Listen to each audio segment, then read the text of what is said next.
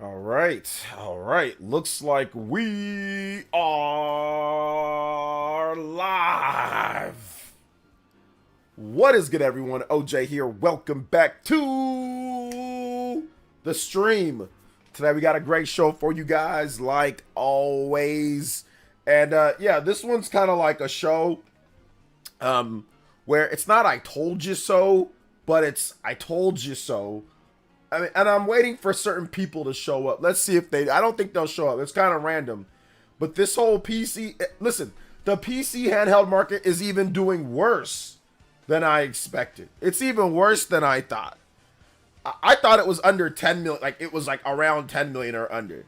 It's even worse than that. I gave way too much credit to all these PC handhelds. And not because I'm hating on them. It's because I'm tired of people making stupid videos and telling me that I'm a shill and I'm a fanboy for actually wanting sales data before I say anything.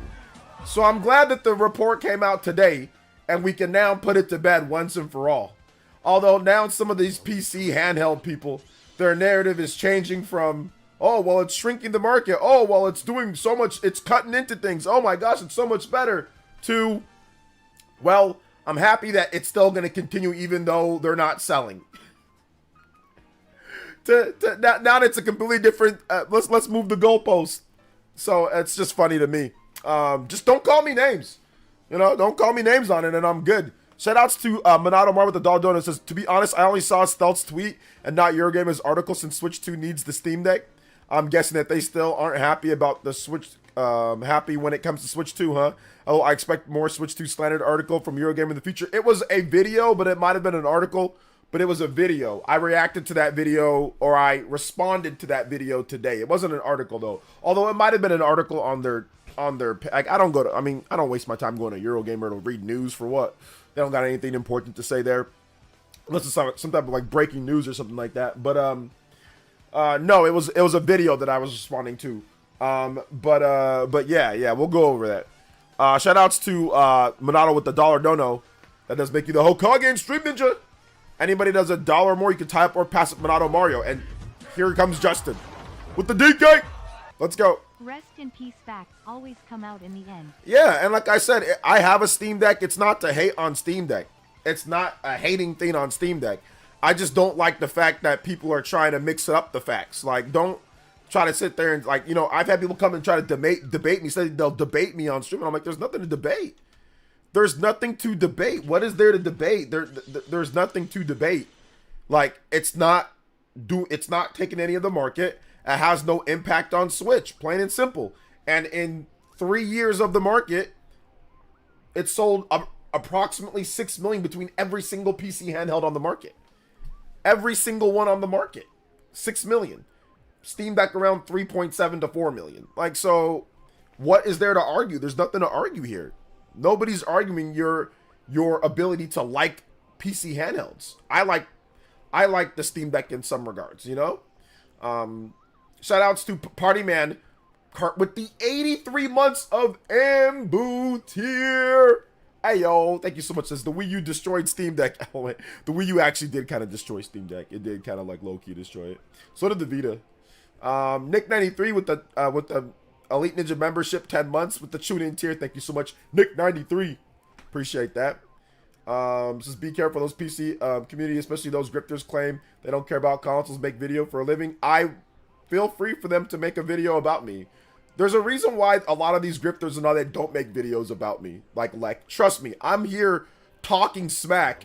Don't you think if those guys were gonna make videos about what I had to say, or if they even cared, they would have done it by now? Trust me. What I say here is facts. They can, at the very least, they'll just utter underneath their breath. They'll call me shill and call me names, but they're not going to ever make a video about anything that I say, because what I say is actually, like, backed up by facts. You can make fun of me, or you can say that I'm this or that, or say the stuff that some of the people in the Spawncast say, but at the end of the day, people, I mean, there's a certain level of respect that I'll get because they know what I'll use actual facts. I'm not going to sit here and just make up stuff, you know, for fun. Jazzy Jefferson with the 26 months. Thank you so much, Jazzy Jefferson. I appreciate that. What's up, Jeffrey Tucker? Let's get into the shout outs though. Minato Mario's here. What's good? Dior is here as well. What's good, Dior? Dior was here first. He says RGT, so we got the RGT out of the way. Steam Deck Lex. I think that's Nintendork. What's up, Nintendork? Nin128 is here. Just wait for the Steam Deck 2. It'll steamroll the competition. Steamroll it, I tell you. Steamroll. Lek is here. What is good? Exalted Donut is here. 777 OG, double OG. Brandon Christensen is here. What's up, guys? George FT.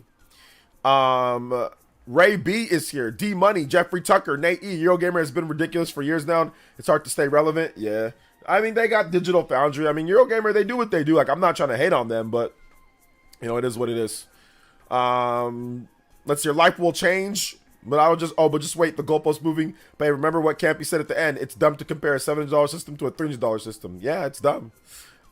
And that's what I said from the very beginning. Like, it's silly to compare it, but then they want to continue comparing it when it's relevant for them. The funniest thing, I saw it on Stealth's page, like where he put up the tweet that they have the analyst at Steam Deck at 3.7 to 4 million with total PC handles at 6 million.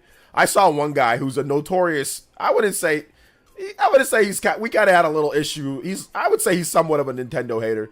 But he calls anybody that likes Nintendo or says like, oh, well, he calls them shills. Anybody, like, you can't like Nintendo to this guy. He calls you a shill. But he's like, oh, well, you know, I'll say this. Like, understand, like, this has nothing to do with what you like, bro. It has nothing to do with it. Stealth put up a post about the sales numbers and how, hey, look, there is no competition overall with the sales numbers. And this guy puts up, oh, well, I'll say this. It's been, I haven't touched my Switch in 3 years. Oh, I haven't done it. Oh, so I haven't. So nobody cares.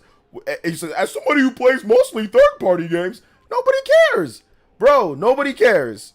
I do not care. Nobody cares. The post was about how there is no competition about that. And that everybody that was saying a bunch of crazy stuff to Stealth are wrong. One thing they hardly ever mention is the fact that the Switch is a hybrid. It's not the best experience docking a Steam Deck to the TV. That's when I know you can dock your Steam Deck to the TV, but the experience, to me at least, with the dock that I bought and everything was not smooth. My TV was not reading it well. And I know there's a way to get it done. RGT was like, oh, you got to just do this and buy this dock. And I'm like, I don't even want to deal with it. I've never tried to dock my TV since that point. Like, it works well. Like, I guess with my monitor, it can work okay, but I still have to adjust things and all that. But yeah, the docking process with the Steam Deck is lame. But I guess they don't think that you're going to dock it a lot because you're going to, like, you have your PC probably, right? So shout outs to Justin. Thank you for another $3 dono. Appreciate that. We're up to 6 on the board. Hey, yo, let's go. And 7 on the combo board as well. So that's the funny thing that I find. It's like, dude, nobody cares what you like more, you know? Nobody cares what you like more. That's not the point of what the article was. Jazzy Jefferson with the $10 says, LOL, people got mad, quiet about those Steam Deck sales numbers. Remember how they hyped it up out of spite against the Switch OLED? They really did.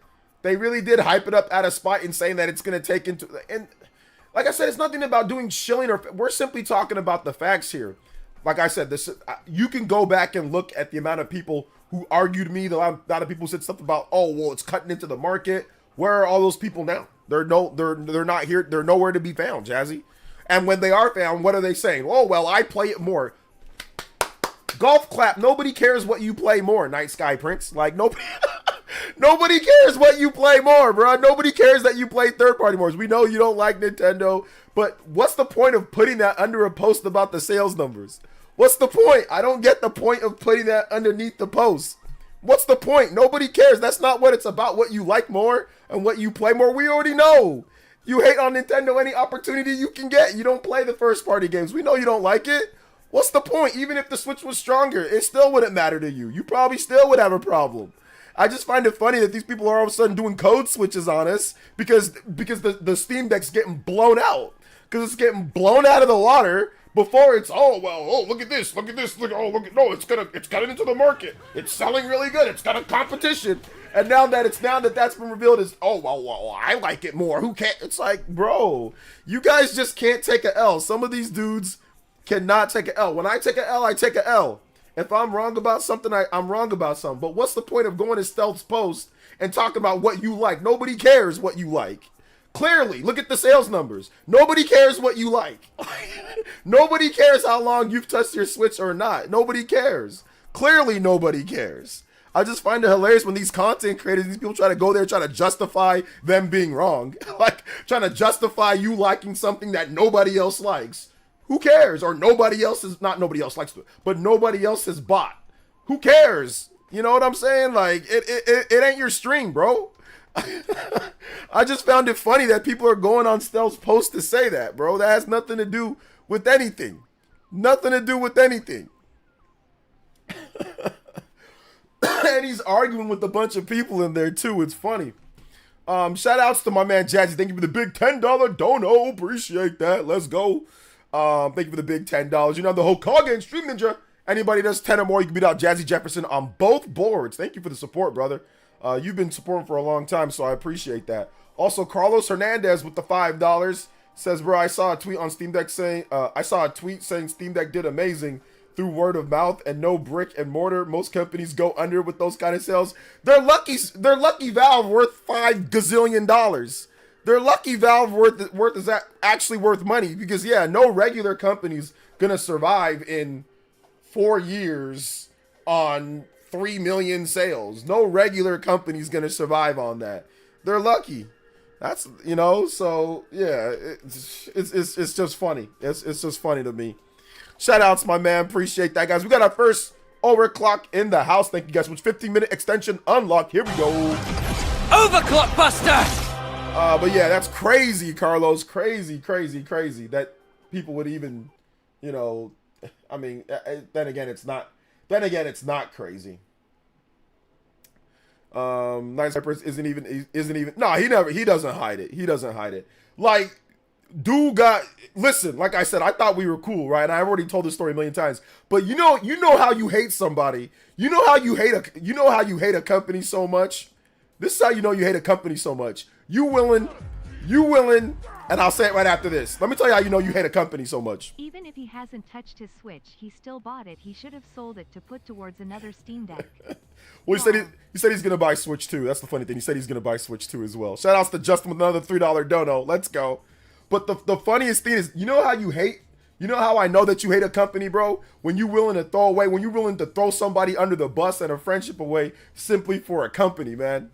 Like, over somebody saying, oh, well, it did this, like potentially going against your opinion with Nintendo. Imagine that. Imagine, you know, a friend of yours or a content creator friend that you felt that was a friend. You guys talk, whatever. I wouldn't say friend, but a acquaintance, and you're willing to just say, screw that, any potential whatever in the future, because somebody went against your opinion on, well, it was incorrect, factually incorrect, but someone went against your opinion on PlayStation and Nintendo. That's how you know somebody really, truly hates a company, bro. I would never sit here and get, you know, that, over somebody that I know over the internet or an acquaintance or whatever, over us having a simple disagreement about box art or something like that. That's how you know somebody just hate Nintendo, bro. That they're willing to just throw it all away because somebody has a disagreement with them over their opinion on Nintendo. Like, it's crazy to me. It's crazy. Seventh Okage, what's good, man? Shout outs. Thank you for the dono though, Justin. I appreciate that. Let's go. Carlos, thank you for the 5. Oh, stop. What's this? What's this? Aries EMS. Let's go with the 10 gifted. Yo, Aries is on a tear lately. You just gifted a bunch the other day. You think you did 20? What the heck is going on? Hey, yo. Thank you for the gifts. Aries EMS keeping our... Man, I'm telling you, man. Aries, one-man army around here, baby. Thank you for the gifts, man. I appreciate that. Let's go. 45 unlocked. Oh, my goodness. Oh, my goodness. Overclock buster. Let's extend that stream clock for you, yo, man. Just spreading the love. Hey, I appreciate you, brother. You guys give some big love to Aries EMS. Let's go, man. I appreciate you, bro.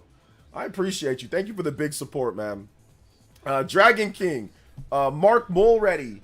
Sabbath. Don't ask why. I'm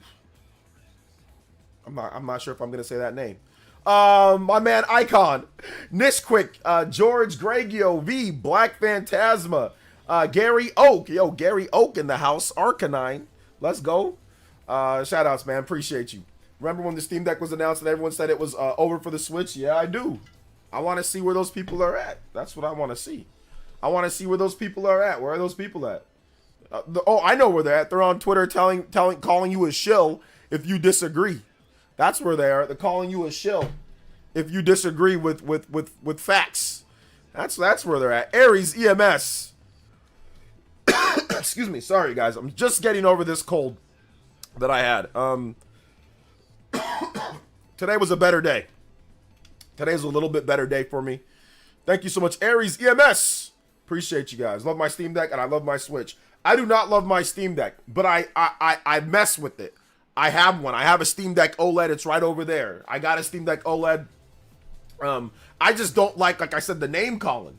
I had a lot of people calling me names on Twitter. Had a lot of people calling me shill, saying I'm this and that. If I said anything sales-wise when it comes down to it. So I just don't appreciate that.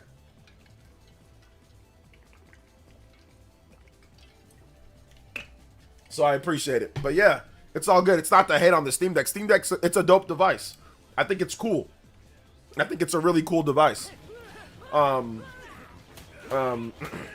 Jazzy with another $10 super chat. Joe says, were you outperforming Steam Deck at the same time frame, eating crow in the shadows? Well, I mean, yeah, like that one is like more of like a side note for sure, Jazzy. I feel you on that one, just as like a, okay, yeah, that's kind of funny. But of course, Valve is a multi-billion dollar. They were making so much money on software sales. It doesn't really matter too much if Steam Deck gets bodied like this in sales numbers. It just depends on like how much Valve wants to lose. Like I don't know how profitable or not the Steam Deck actually is. Because it's not like, I mean, you could get increased sales numbers because of Steam Deck. But the install base is so small, it's hard to even tell what the impact is overall with Steam Deck. But I know that it has no impact on the Switch or Switch 2 like people were trying to say. There's no impact. I saw Eurogamer made a video. I've seen other people say, where does this leave, Switch or Steam Deck now that Switch 2's coming out? Like, there's no impact. There's really no impact at all. There's no impact. I've noticed that when someone calls you a shill, instead of showing their argument and show you that they won, yeah, because it's ad hominem. So I don't have a problem with people like when what's it called me shill or whatever. I don't have a problem. People can call me names all they want to. That don't matter to me. What's interesting about those guys is that they always have something to say about Switch, like Nintendo isn't putting out constant first-party games for Switch to get the most playtime. But they never have a word about Steam, PS5, or Xbox and their poop. Well, I mean, some do. I mean, it's hard to generalize everybody. Thank you for the $3, Christian. Some do. But at the same time, like, I'm looking at it this way, man. Like, all I want is for people to slow your roll and report the facts. The facts are that this PC portable market was not what they thought it was. Was not what they thought it was. It just wasn't. And if you like it, that's fine. There are millions of people that have one. And if you like it, that's fine. But let's not distort what's really happening. That's only been my issue. That's the only issue that I've had. Let's not, like, people say, oh, well, how do you know the sales are bad? Well, because nobody's reporting the sales numbers. Let me ask you guys an honest question. If Steam Deck was selling as good as the Nintendo Switch, I'm almost positive they'd report sales numbers. If Lenovo Legion Go, if any of these PC handhelds were selling 10 million plus per year, trust me, they'd be talking about it. Nick93 with the dollar dono, and he says PC guys are frauds. LOL, Steam Deck ain't selling, scalpers selling GPUs for 2K plus. Most new games run bad on PC, PS5 and Switch greater than PC. Now, once again, I don't know about all that because there are people who do, like, I have a, gaming PC, and I think that, there are some games that do really well and that run well and all that. So, I mean, I see what you're trying to say. I don't necessarily agree with the whole message, but I see what you're trying to say. The 2K GPU stuff and all that, I mean, yeah, that's lame. That's corny. But yeah, thank you for the dollar dono, Nick93. I appreciate that. Cyber Torch with the $5 dono as well. Says, I have a lot of time tonight. Extra hour. Let's go. Hey, let's go. Extra hour? Yes, sir. Yes, sir. Let's get it, baby. I will be here. I will be here. Although I'm not sure if I'm gonna stream tomorrow because of the Pokemon Presents, unless something crazy happens tomorrow for me to do that. But yeah, we're at 64 and we've already unlocked. Let's go. The hour. Well, let's see if we can get to that platinum bonus. We didn't get it. Yes, let's see if we can get it today. Let's go. Thank you so much, man. I appreciate that. Thank you, Stream Clock. Cooked. Let's get it. Let's see if we can get for that 100 platinum, pure platinum bonus. We can do it tonight, guys. We already hit the hour long, so let's see if we can get that 100 plus combo. Appreciate that. All right, let's keep it going. I got the I got a Steam Deck dock, and they sent me by accident. I only used the charging station because hooking it up to the TV is rough. Okay. Didn't Gabe say it was so hard to get that price that low? It first came out. He did say that on IGN's interview. The older I get, the realize how stupid these flame wars are. Yeah, man, I'm telling you. I agree, they're stupid. I just don't like the misrepresentation.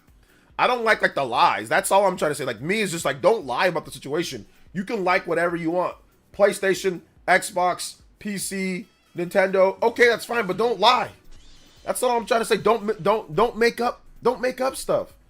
Don't make up, oh yeah, cutting into the Switch market. Okay, it is. What are the sales numbers at? Oh, well, we don't have any sales numbers, but I know that it is. There's people on Twitter saying it. Okay, that's great, but what are the sales numbers? Oh, well, it doesn't matter. I like to play the system, so, I mean, and it's stronger. Okay, that's good for you, but you said about the market. We're talking about the actual numbers. Oh, well, shill. It's like, what are you talking about, man? What are you talking about? ROG Ally is probably the only console to sell alongside the Steam Deck. I think they only sold like 1 million units. Yeah, I think ROG Ally, with all the things combined, it's about like a million, maybe a bit underneath that. So one weird on Twitter and still said didn't learn if Switch 2 doesn't match or surpass the Steam Deck's performance, at least 50% Nintendo can face significant challenges. Yeah, which is ridiculous.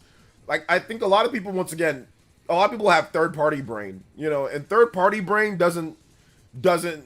The thing that I've noticed about third-party brain is that third-party brain is like, they think that third-party developers are the be-all, end-all, and the holy grail, which, don't get me wrong, third-party developers are very important, but they can't grasp, because it doesn't fit their own needs, that first-party can sell a system. Like, they have a hard time grasping that, you know, like, that's tough for them. That's why the Nice Guy Prince, and that's why there's certain people that put that they fundamentally, even if they want to admit it or not, because some of them know that they have third-party brain, you know, and they fundamentally can't admit that for them, or at least for other people, third-party is not the be-all, end-all, because that's just what they like. There's a lot of people that are, like I said, that are very narcissistic. Narcissists have trouble thinking in other people's shoes or other people's ways to understand why things the way that they are, you know, why things are the way that they are. That's what a lot of narcissists have a problem with, you know, and there is a side of narcissism that comes with content creation. So I can't sit here and say that nobody has that. Everybody has that. Everybody, myself, everybody has that inside of them. A little bit of narcissism, especially content creators, because you have to have confidence in yourself in order to come on stream or come on camera and say what your convictions are, right? Especially when nobody else is around. There's one thing to do, like when you're talking, whatever, when nobody else is around, and when you put that video out and you can't change anything, you know, you got to have a little bit in you. But a lot of these guys are so, like, you know, because they're wrong and they don't want to take a L. They were wrong on what they were saying, so then therefore move the goalpost, you know? And that's the issue that I have. You can like whatever you like. I've said this a million times. Just for those who think I'm lying, or for some of the weirdos that want to clip and make it act like I'm not being serious, here's mine right here. Look, I got the nice. I might sell this. I might sell this though. Here it is right here. I got this behemoth. I got it right here. That's the Steam Deck OLED. I got one right here. See my old spider light that I still use? Wait, hold up. See that old spider light that I still use? I only use that one light, bruh. Been using that light since 2012, homie. I still, look, I got one. You know? So, for me, it's not even about, you know, oh, I don't have one, or it doesn't, you don't know what it's like. I know what it's like. I got one. So I got the first gen LCD Steam Deck. That one's still fine too. The OLED's good. The OLED, it's vibrant and nice. Nice Guy Prince, the weirdo who downplay Nintendo for no reason. Yeah. I think people say Shill is a defense mechanism at this point. Yeah. Hola, OJ. Happy Tuesday. My 2025 goal is to hit level 50 in Pokemon Go. Let's go. Super Christian with the $1 dono. It says, bro, one time I saw this comment straight up lying about PS4 beating out Switch. PS4, not PS5. PS4. He probably meant PS5. He probably meant PS5. Because that would just sound really dumb if he meant PS4. Like, that would sound really dumb. I also had a video too, though.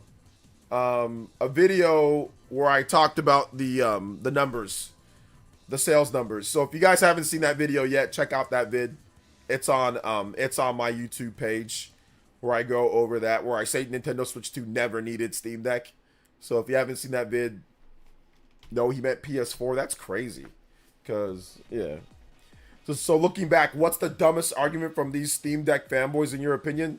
The dumbest argument from the crazy Steam Deck guys are that like Nintendo Switch 2's in trouble because of Steam Deck. Nintendo Switch, like, the market's been cut into, but yeah, just Nintendo Switch 2's in trouble because of Steam Deck. Like, that's probably the craziest argument.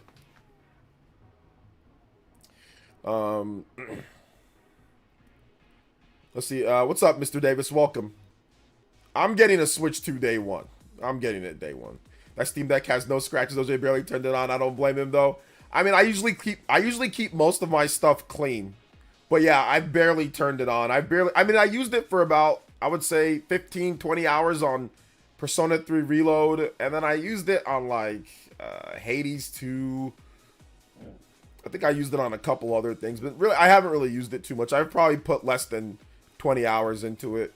Power World didn't work on it for some reason. I just couldn't get Power World to work. And Helldivers 2 never worked. I tried to play Helldivers 2 on there. That never worked. So just, yeah. This is supposed to be Xbox's biggest year ever, and it's falling apart flat. Well, they delayed Fable, for those who don't know, if that's what you're talking about. Yeah, Fable got delayed to 2026.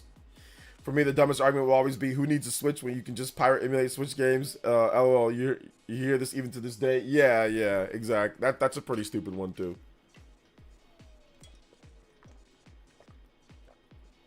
That's a pretty dumb one. And being a narcissist is only one thing, but having a freaking god complex is even worse. Yeah, I don't know if some of them might, but yeah.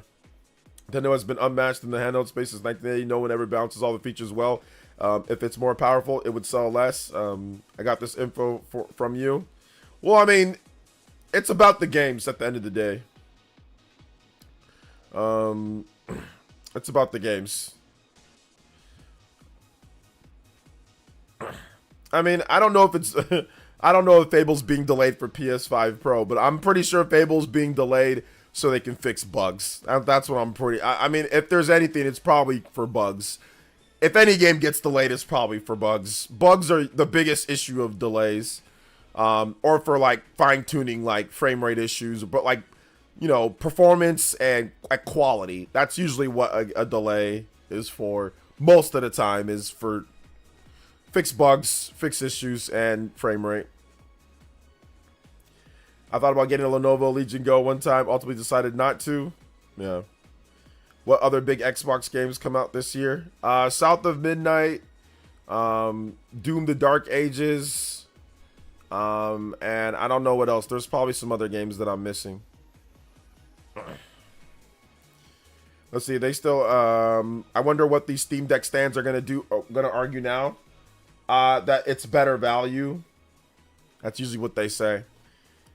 I'm not. Ninja Gaiden isn't a first-party game. Like, come on.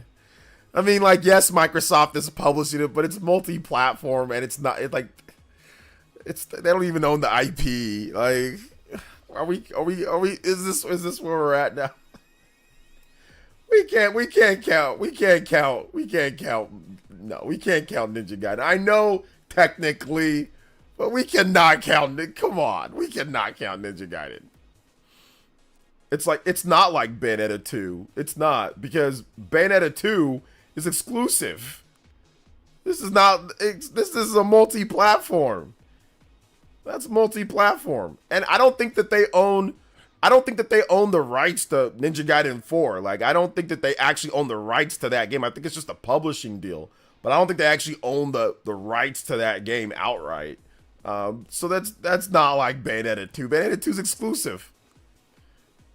It's funded and published. I mean, Ninja Gaiden, is it just a publishing deal? It's just I don't know if it's outright funded and like owned in terms of the full game rights are owned to Microsoft. I think it's just publishing. But yeah, like helping like with distribution, like physical copies, or just like publishing it, like publishing fees, licensing fees, things like that. But come on, we're not counting that. I know Koei Tecmo owns the Ninja Gaiden IP, and Nintendo does not own the Bayonetta 2 IP or Bayonetta IP. They don't own Bayonetta. They licensed it, but they own the rights to Bayonetta 2. They own the rights to Bayonetta 3. I don't know if Microsoft owns the rights to Ninja Gaiden 4. I think it's just a publishing deal. Kind of like how, Nintendo helped publish like Octopath Traveler, Like, they don't own the rights to Octopath Traveler. They just help publish it. They were the publisher for it. Not in every region, but in some regions. Hey, what's up, Dawson? So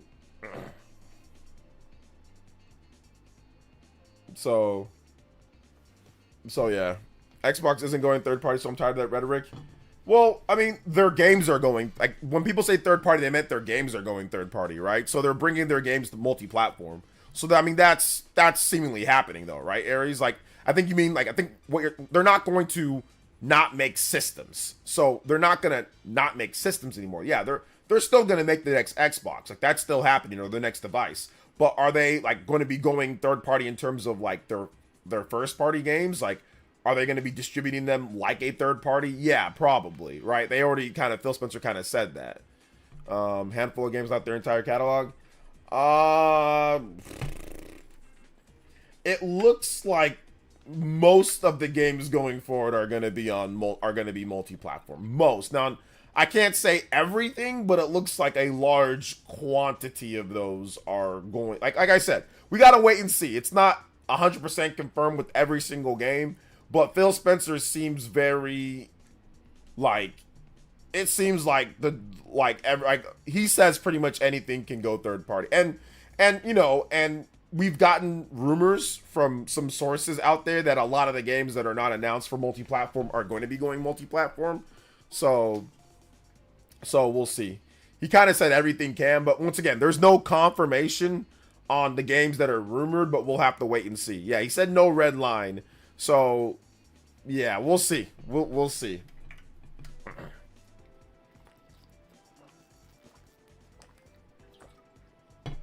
There's nothing off the table, bro. I can't believe y'all still hanging on to this.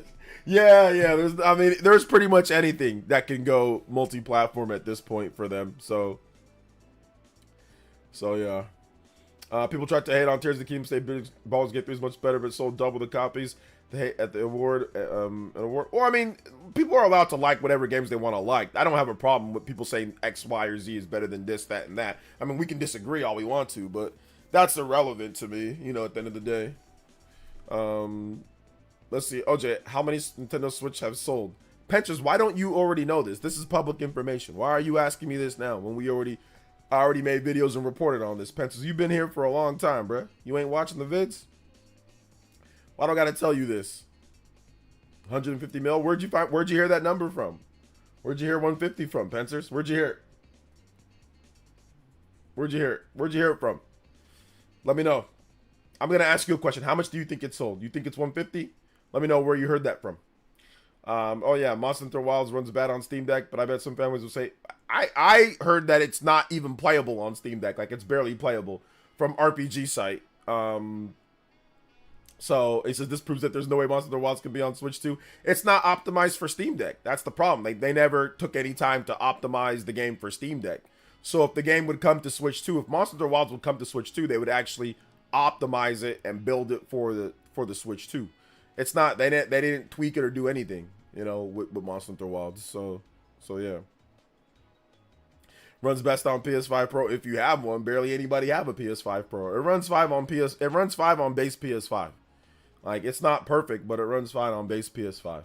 So if you got a PS5 or you got an Xbox Series X, it runs good enough. You can buy it on there and play it and have fun. Oh well, but Monster Hunter Wilds optimized for Switch are playable on Switch. Oh, it's not. It's not coming to Switch. Wait, what do you mean? Monster Hunter Wilds optimized for Switch or playable on Switch? No, it's not. Of course not. To IR info sales data. IR info sales data. So there you go. So you already knew the answer to your own question. Why are you asking me how much it sold? It's on the IR sales data. It's right there. You know. That's real. PS5 Pro garbage and a waste. It's not garbage. I don't think it's a waste if you're looking to get like the best quality for like PS5. But a lot of people, I mean, apparently the sales have fallen behind PS4 Pro, which we already knew that was going to happen because the system's $700. But like, yeah, I mean, there's going to be a market for it, but just a very small market, like I was saying. And I had a lot of people doing the same thing, calling me names, calling me shill, saying, "OJ, you're this. Oh, what? Look at the sales." I'm like, guys, listen. There ain't no damn $700 system that's going to be selling like crazy, bro. Like, most people are just going to buy the $500 or $440 or $500 system. They're not going to spend $700 on the system. You know, like a lot of people are just not going to do that. So in one go. So yeah.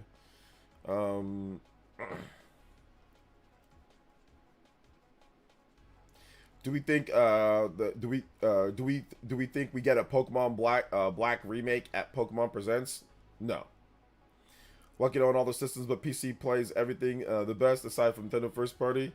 Well, I guess you can do mods and stuff, emulation to get things to play better on there. But I mean, yeah, obviously you can't just natively play it because you just can't buy it off of Steam or something like that, right? But it depends on how powerful your PC is. Like, if you don't have a great PC, then yeah, then like your PC might not play everything best, you know? It actually might perform better on consoles, depending on like how strong your PC is, you know? So it's always one of those things to where it depends on what you got, you know? I'll have you know that my PS5 Pro collects dust 65% faster than my original PS5. Then why'd you buy it? What's up, Chalice DJ? I was in shock. I wanted someone to sit down and tell me. Why don't you watch my videos, Spencers? My videos, we go over the sales numbers in my vids. So yeah, go check out the sales number, the sales vids. That's old news. But yes, it sold like 151 million or something like that. I don't know what the exact number is. We can look it up since you want someone to tell you and be in shock. But yeah, it's right there on the investors report. But yeah, it's kind of old at this point just because we already went over it quite a bit. It's just, I mean, it's just sales numbers. So what is it? 151 point. Okay, my bad. Yeah, 150.86. There we go. 150.86.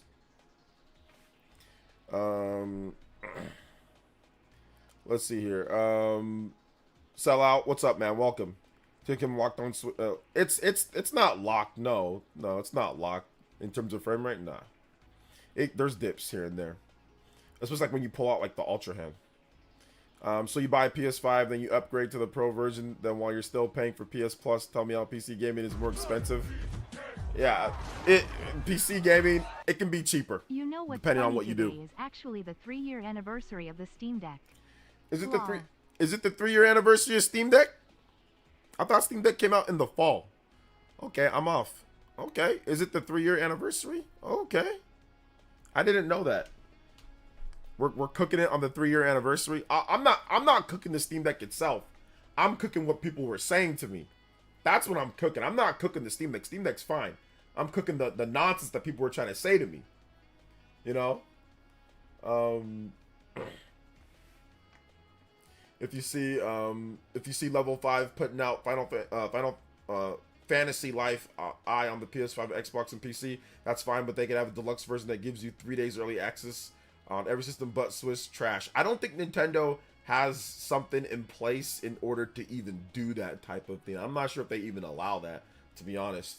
Otherwise, because I've never seen companies do that on Switch. I've seen it on other platforms, but I've never seen like the whole 3-day early thing. Like there might be on Switch, but I don't recall it being like a normal thing. Let's see here. Congrats to the Steam Deck selling 3 million units, 3 million in units in 3 years. Well, it sold around 3.7 to 4 million in about 3 years. So that's what it sold in about 3 years, guys. Let's get it right. I think expanding into a is for other handhelds is so smart. What does that mean? I think them. You mean Valve? Is that what you're talking about? So yeah.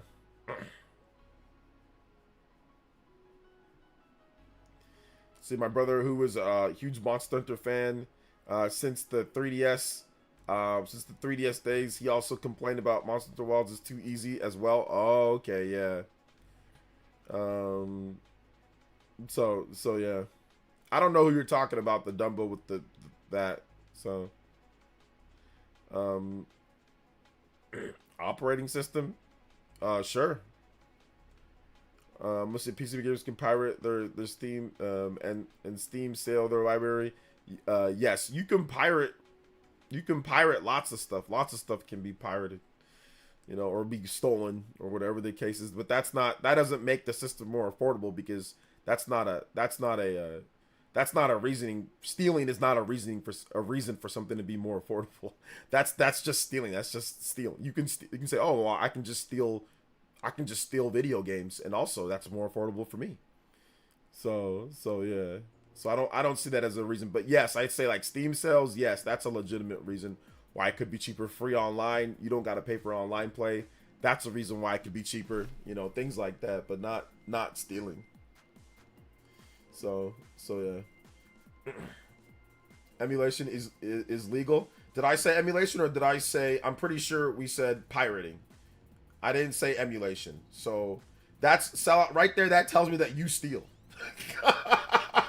That's how I know that you're a thief. Nobody said anything about emulation. I said pirating, and I was very clear with what I said in terms of what I was reading. I said pirating, and then you instantly say emulation's legal. You're stealing. That's how I know that you're probably stealing, because you're trying to make it seem as if you're doing emulation, but you're just jacking stuff.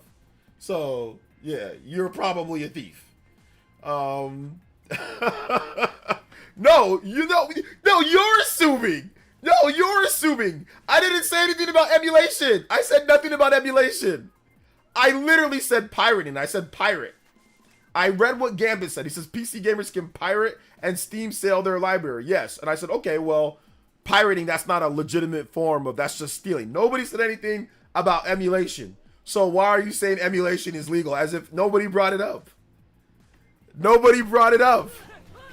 That's how I know you just steal stuff and then claim emulation, because nobody even said anything. It's you outed yourself right there. Deported Sicilian. Nobody said anything about emulation. Deported Sicilian with the $2 says Capcom with another banger, rarely misses. Yo, shout outs. Thank you for the $2 dono. I appreciate that. No, now you're just putting words in my mouth. When you say pirating, most people think it's emulation. So no, I said pirating. Now you're putting words in my mouth. No, I said pirating. I said pirating is stealing. I did not say emulation. Don't try to put words in my mouth, because you just steal. That's the thing. And now you're trying to get yourself out of it, bruh. You just steal, but nobody said anything about emulation. I legitimately said pirating. That's what I said. Not what, oh, that's what people think. No, nobody said that. Stop the cap. Stealing is subjective to PC gamers, yeah. A lot of you crazy PC gamers. Thief, not most people flex pirate games is more like robbers, not thieves. Yeah, it's stealing. He says bro trapped himself. Yeah, nobody said anything about emulation. Nobody said that.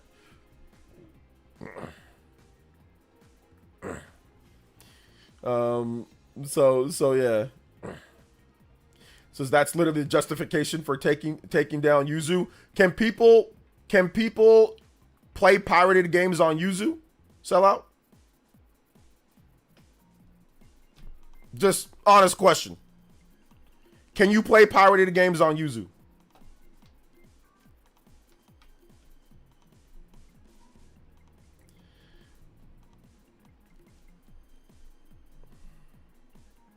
Okay.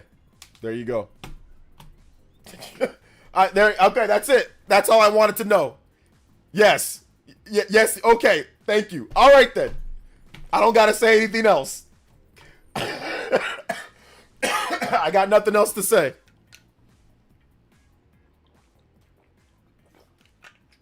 The people of Yuzu and the people, what they need to figure out a way that you can't play pirated games on the service.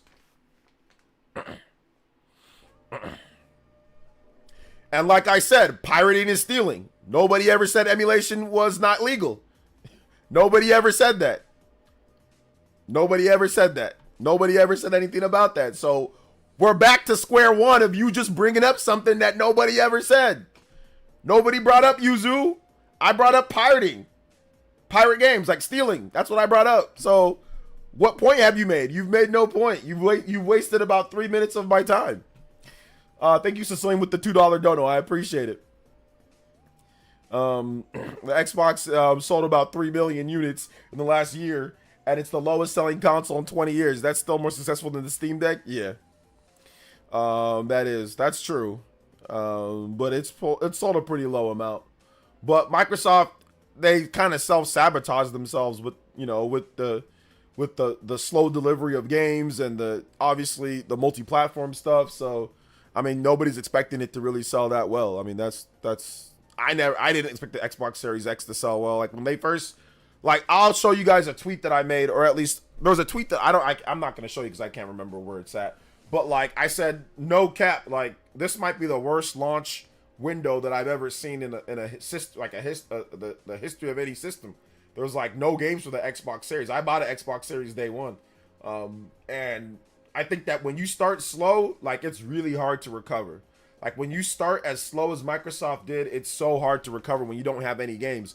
They had Halo that was supposed to be there at launch. It had to be delayed a year or whatever, or was it delayed like another year? I don't know what they did with it, but like you can't sell a system when you don't have the games to come out with it, you know? So yeah.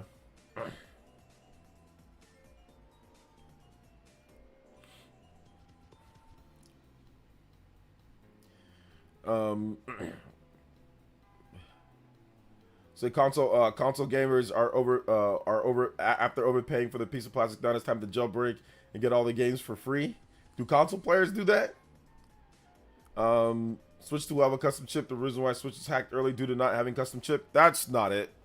I don't think that's it, because the problem is that Nintendo needs to do a better job. It's not about custom chip or not. Nintendo needs to do a better job with because I think the 3DS had a little bit of a custom chip and that was hacked too. So yeah, it's about doing a better job with your security.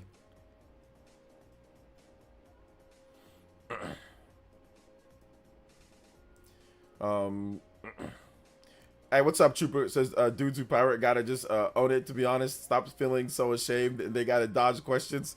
I know, man. Well, shout outs to Trooper, man. For real. Like, there's no point. You just own it, man. If that's what you do, that's what you do. Like, I don't really care. You know what I'm saying? Like, you can do what you want. Just don't, like, stop. You don't gotta sit there and, like, get all flustered about things, you know? Like, you know, if that's what you do, that's what you do, man. If you like to steal from the companies, then steal. The classic agreement is not stealing, it's borrow. Nobody says borrowing. No, I don't recall any pirate that I know says borrowing. They just say, oh, well, nothing of value was lost because it's an infinite resource. That's the biggest thing that they say. That's what I hear the most is. I remember one time on the Spawncast, we talked about pirating or stealing, and then somebody was like, oh yeah, well, if it's too expensive, I think somebody on the cast was like, if it's too expensive and like you pirate it or whatever, that's like it's like nothing of value was lost because it's like it's too expensive. And I'm like, so it's okay to steal something if you can't afford it. So if you can't afford it, it's okay to steal it. So I can't afford a Ferrari, so should I just go steal it? And and then he was like, wait a minute, that's not fair to say that. I was like, dude, it's the same logic. saying that if you can't afford something, so you just take it. So if you can't afford a Ferrari, if you can't afford a house, if you can't afford, you should just take it, right? Since you can't afford it. So yeah. And then he was basically like, "What? You can't say that. That's not fair to make that analogy." I'm like, "Dude, it's totally fair to make that analogy." So but it's all good. Let's see here. Nobody cares if you freaking are playing Mario 3, bro. Nobody cares. Like, and I still to this day don't think anybody cares about that. Most people do not care. They don't even see that as pirating. Like, if you out here playing Mario 3 or classic games, like, we've already bought those games 10 million times. Like, nobody cares about that. Like, legitimately, nobody cares. Big love to Sicilian, though. Thank you for the $2 dono. I appreciate that. 70 on the board. We are going. So yeah, let's see. People pirate movies, shows, TV, anime, all the manga all the time when it's games taboo. Yeah, I don't pirate any of those. I you know, to be honest, me personally, I don't pirate any of those. Like, I have Netflix or I have Amazon, whatever. I have Crunchyroll, so I don't pirate none of that. So for me, I don't pirate nothing because there's no point. Like, I don't even have the time. I don't even have the time to watch all this stuff. Even if I was to be a pirate, I don't have all the time to watch all this stuff. Although back in the day, I didn't know Analinks was pirating. I mean, so if Analinks is that's pirating, I didn't know because it came out on TV Tokyo. There was no way for me to watch it. So like, and they don't do, like, for example, like Naruto Shippuden, right? That's like, is that pirating anime if I watched it on Analinks? I didn't even know that. It said TV Tokyo. All I thought it was somebody streaming putting the broadcast for me to play. It's like, oh, it's on TV. So if somebody paid for TV Tokyo or whatever, and I can just watch it on here because it doesn't air TV Tokyo. I don't have any way to get TV Tokyo or to get Naruto Shippuden on my TV. So since there's no way for me to do it, these people are putting it on here so I can watch it. Now, and apparently that's pirating, right? I mean, I didn't download it or nothing. I would just watch it on their website. So apparently that's pirating too, or illegal too. I'm like, okay, I didn't know. I just watched. Man, you're only borrowing it, I guess. I mean, I don't download it. I don't own it. I don't keep it on my hard drive or nothing. It's just on a website like Analinks. I used to go to Analinks. I mean, I have Crunchyroll now, but there was no Crunchyroll back then. I don't recall there being a Crunchyroll in 2007. I mean, there might have been, but I had no way. There was no smart TVs back then. So I don't even know how to do it. Like, oh, you're just justified in pirating. You hate to see it. I know. I didn't even know it was pirating. Same thing with like ROMs and emulation, like, or like ROMs online. Like when I played Fire Emblem 4, I had no idea that was wrong. Like, I was like, oh, these people just put the game on here because they wanted to put the game on here. Anybody can play. It's just a little game from like the super, like, games that we can't play, you know? Or like Mario 3. I already have Mario 3. I have Mario 3 on the NES. I have Mario 3 on the Super NES. Okay, it's on the PC. You can play it on there, right? So in the mid 90s, late 90s, I had no idea. You just do stuff just because, okay, it was there, you know? Says you basically borrowed the Lambo and returned it. I borrowed the Ferrari, then returned it. Yeah.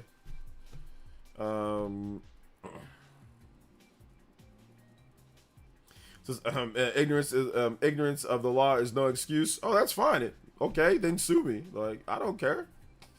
Like, I wasn't a kid, but I didn't know. Snap, I didn't know about all that. But yeah, it's all good. As soon as I was able to get like Crunchyroll, know exactly how to do it, I started doing that because that stuff's annoying, man. Using those sites, those torrent sites, those sites are annoying. They put malware on your PC if you're not careful. They got all sorts of ads all over the place. Sometimes they have like not safe for work ads as well, just popping up all over the place. Like, man, those places are hell. I'd rather pay for Crunchyroll to keep it a buck, where it categorizes your shows and it keeps it, and I can watch it on any one of my devices, and it's easy to go to. Man, it's way better. Like I'll pay the $7-8 for Crunchyroll a month than worrying about going on Analinks and all that. To be honest, if I can do it back then, or if I knew about it back then, I would have done it. I definitely could have afforded $7 a month when I was in college to pay for Crunchyroll. If there was a Crunchyroll back then, like an app to do it, I definitely would have paid for it. I don't know, there might have been, but I didn't know about it.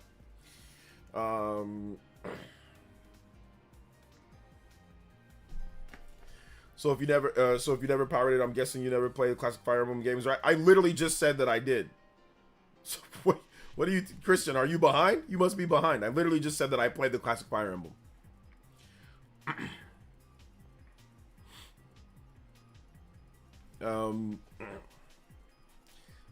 So I defeated the final boss of DKC Tropical Freeze today. It was pretty hard, also fun. Really enjoyed the game. Glad that you enjoyed it. Yeah, you're behind. You're behind for sure.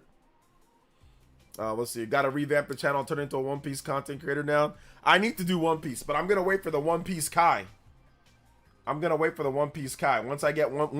One Piece Kai comes out, we're definitely gonna do One Piece content. We're gonna do One Piece, but I know exactly how to do the One Piece content to get people to watch, like to get people to watch for like 100%, like get people to watch. There's no cap. Everything that I said is facts, is correct. Speaking of piracy type, just shapes and beats anti-piracy screen. YouTube anti-piracy screen. It's hilarious. But I don't know what that means, Minato Mario. I want to get more into RPGs, but have broken ADHD brain. Any tips on tackling monster like P5 when it sounds impossible long? If you have ADHD, then Persona is probably not the game to play. You should probably play something like Final Fantasy, or like Dynasty Warriors Origins or something like that. Yeah, like Dynasty Warriors Origins, or like, you know, or like Tales, or some games like that. If you have ADHD, Persona's a lot of like talking and thinking and stuff like that, and it's not a lot of action like all the time. So yeah, I'd recommend other RPGs. The Ports of Sling with the $2 says, you won't even watch One Piece. You can't be a pirate. I'm gonna watch One Piece. I'm gonna do it once the One Piece Kai comes out. I'm gonna do it then. I don't know how often I double dip on physical and digital media. I don't know. I don't count. So yeah. I don't count. Hey, what's up, Gloria? Welcome. Xenoblade Chronicles X playthrough. I'm definitely gonna stream the game at least once, for sure. Started DKC Tropical Freeze. I'm on the 6th world, OJ. Have to admit, Tropical Freeze is far better than Country Returns. Of course it is. We all know this. Those One Piece reactions would do numbers. Yep, that's exactly why I'm waiting. I'm waiting for One Piece Kai. Probably gonna do it on my second channel, on my OJX. Well, I'm not gonna. It's Sports Essence right now, but we're gonna completely revert it back to the OJX. I'll probably rename it to Anime Essence, or I don't know. I'll do something, but it's probably gonna be on that channel where we will have reactions. I don't know. I haven't completely thought it out if I wanted to do it on this channel and do like a nice little rebrand with like Nintendo Switch 2 and anime stuff, or should we do it on another channel? I'm not even sure what I've thought about. So I'll think about it. I'll figure it out. But we're definitely gonna do One Piece at some point. So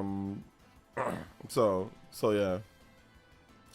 Xenoblade Chronicles X is dropping way too close to Wild, so I'm gonna have to wait to play it. Dang, oh, because you're still gonna be playing Wilds once X comes out.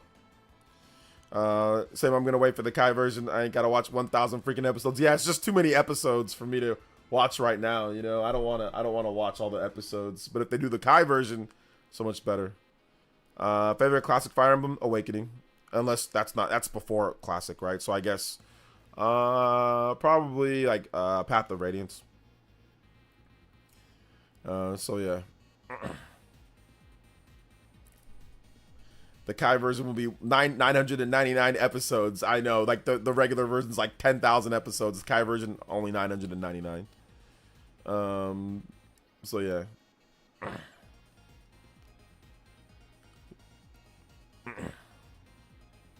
Metropolis? Nah, I haven't seen it. I've powered this stuff before, sure, but do I try to go through the hoops to justify somewhat legally, morally? No. It was illegal in the 90s and 2000s as if I did it now. Yeah, I mean, like, the only thing, like, I don't sit here and go online like some of these people and act all crazy about it. There are people that are just crazy about it, so it's like, whatever. What's up, the cool guy? Welcome to the stream. Hey, the Beat Queen! I didn't say what up, the Beat Queen! Beat Queen's here. What's up, Beat Queen? Welcome to the stream, young lady. I didn't see your name. Shoutouts. What's up, Gerard? Welcome. What's up, Superpower Man? Let's see. Hey, what happened with Eurogamer and Xenoblade? Eurogamer and Xenoblade? I don't know what you're talking about. Yeah, I don't know what you're talking about. I don't think there was anything with Eurogamer and Xenoblade.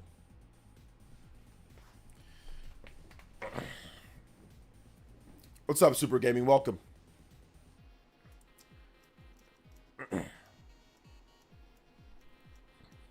Let's see here. It gets good after. Let's see here. If anyone says to me it gets good after episode 158, I'm not spending my adult time watching that.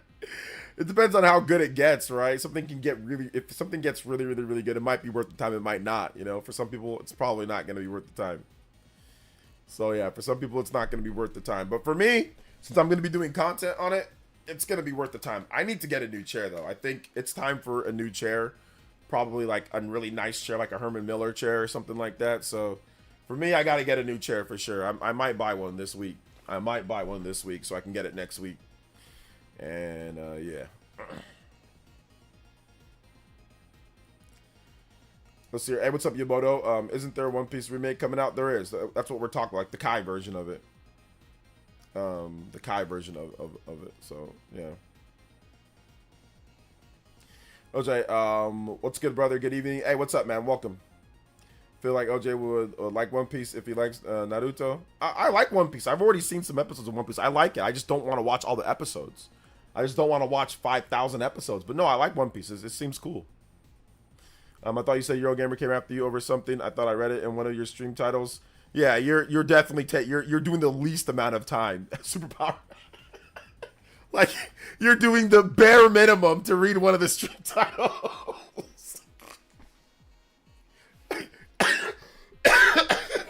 Like you're doing the absolute bare minimum here. It's Nintendo Life. Nintendo Life. Nintendo Life. Superpower Man. Those are the ones. Those are the ones who get, in terms of the Xenoblade X footage. But yeah, I mean, it's all good though, man. It's all good. Appreciate you. Let's see here. I highly recommended seeing the offices near you shutting down. Okay, shoutouts.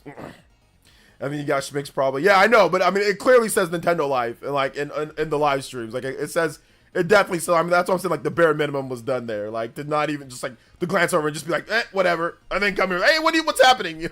Like, the bare minimum was done. There was two streams, and they both said Nintendo Live in there at the very beginning of the title too. It was like and with their logo on there. So that's why I said like the bare minimum was done to know like what who said what. Like it's right there. It's pretty clear as day. So he glanced at it, didn't care, and then just said whatever. I'll ask him later. So, that's why I said the bare minimum was done there. Let's see. DKC returns. HD has broken animations. One of the most obvious specific levels. 6-4 boulders rollover. 8-1 furious fire.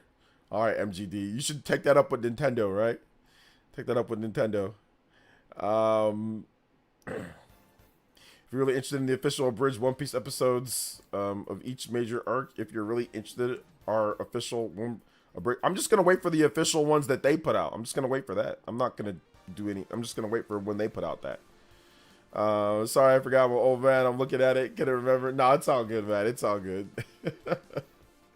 It's all good. We already kind of went over that, and I guess I might speak with them later about it.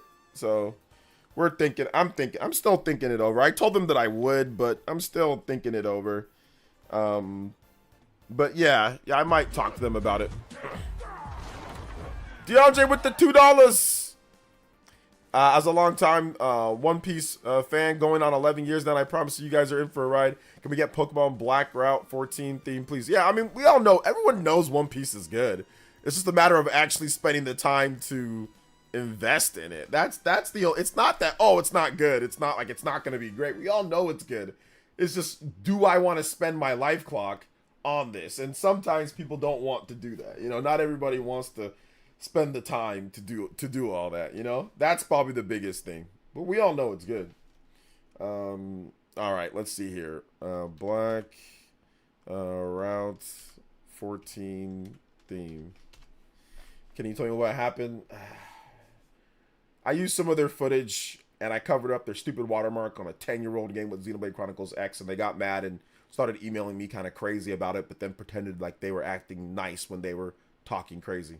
If you want to know the full story, it's on the live streams. I say it at the very beginning. So go to the second live stream that I did on it, and you can watch some of that one, and I talk about it on there. The reason why I don't want to talk about it too much here, Superpower Man, is because we already did 6 hours of streams on that. So we already talked about it to death. You know, it was done to death on there. So that's the reason why I don't want to talk about it really a lot, because we already spent a lot of time on it already, you know?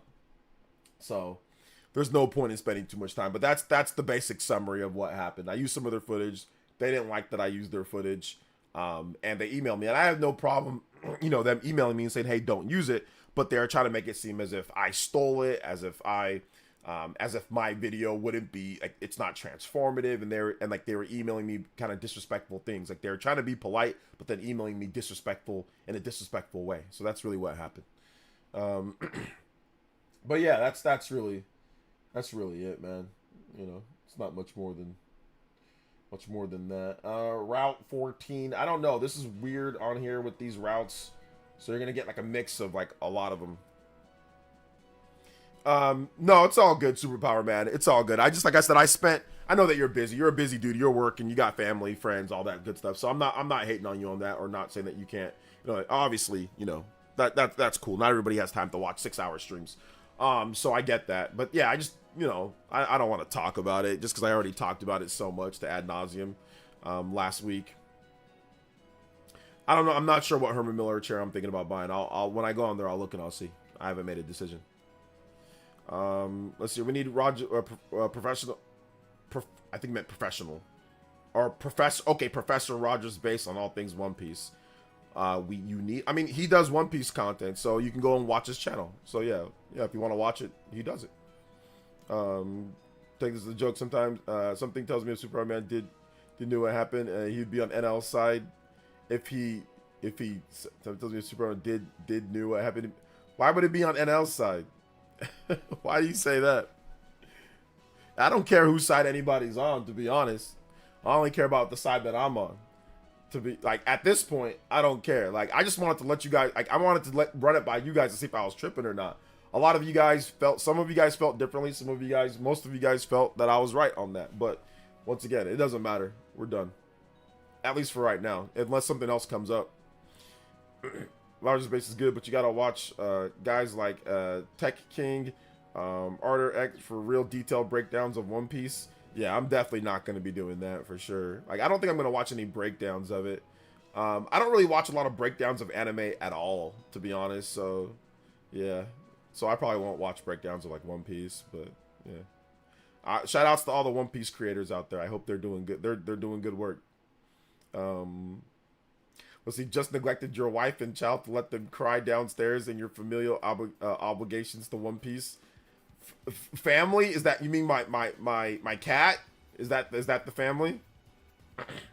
Live action show was good. I'll just watch that. Yeah, I heard the live action show is pretty good too. I heard it's pretty good. The Netflix one. Let's see. Go in blind and bring your own thoughts to the village. Exactly. That's what I want to do. I want to go in blind. I don't want to be watching other content creators who talk about it and do all this. Like, I've already had some stuff spoiled with the show anyway, so I might as well go into it, you know, with my own thoughts and not get more overall. So yeah, you know. I mean, right now, when it comes to the whole Nintendo life thing, I don't know if, you know, the only reason why I did another stream on it is because they went on Blue Sky and started talking. So I had a bunch of people tell me, hey man, they're talking about the situation on Blue Sky.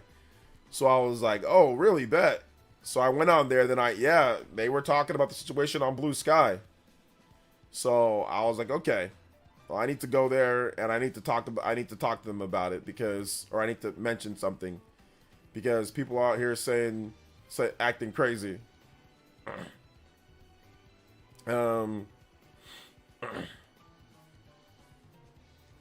So yeah.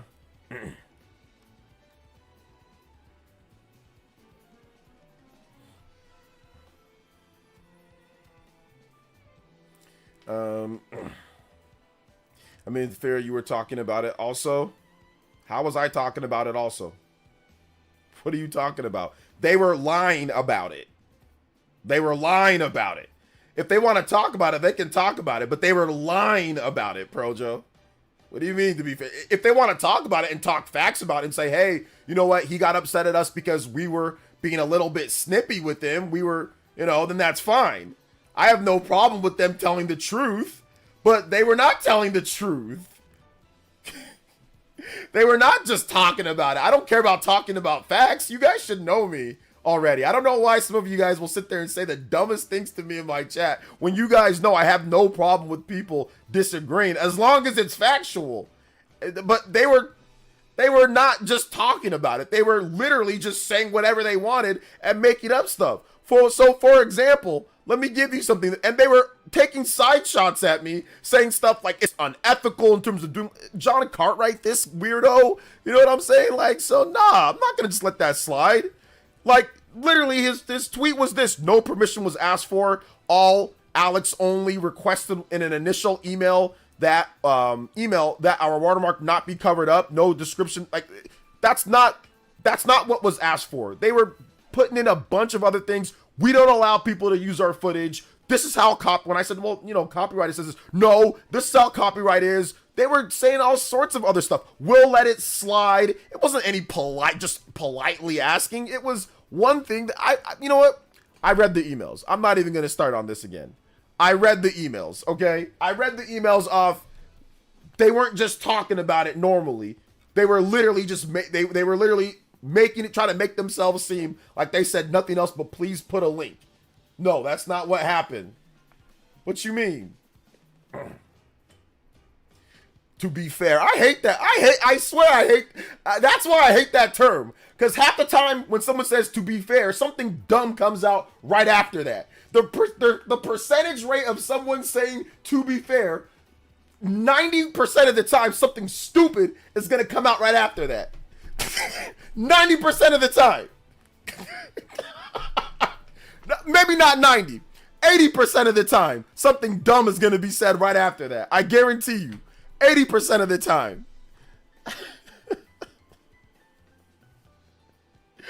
80% of the time. 80%. I'm going to go with 80. I'm going to slap. Yeah, they said, I'll let it. That was in the first email. I'll let it slide. What are you going to do if I do? What are you going to do if I don't? What do you mean you'll let it slide? That's not how you talk to somebody at first. What you mean?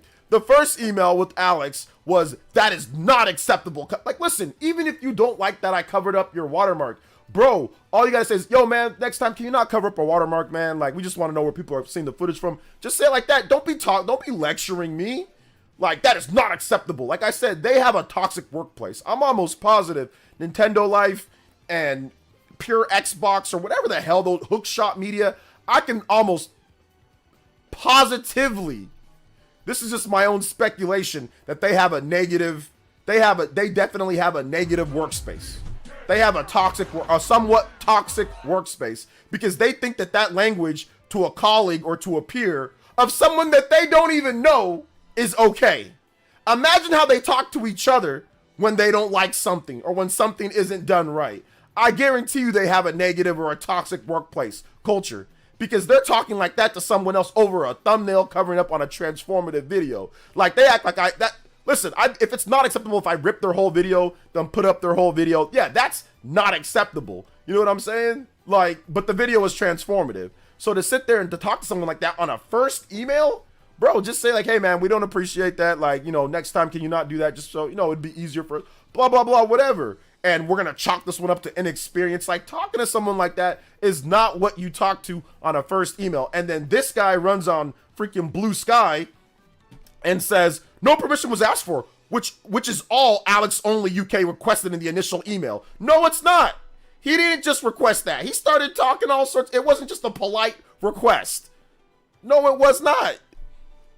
That was not it. He said it's not acceptable and all this other junk. He didn't just ask for that. So I don't want to hear none of you guys sitting there and saying that they said that to be fair. No, I know to be fair, bro. I told you guys what I got upset about, and that's that. Like, whatever,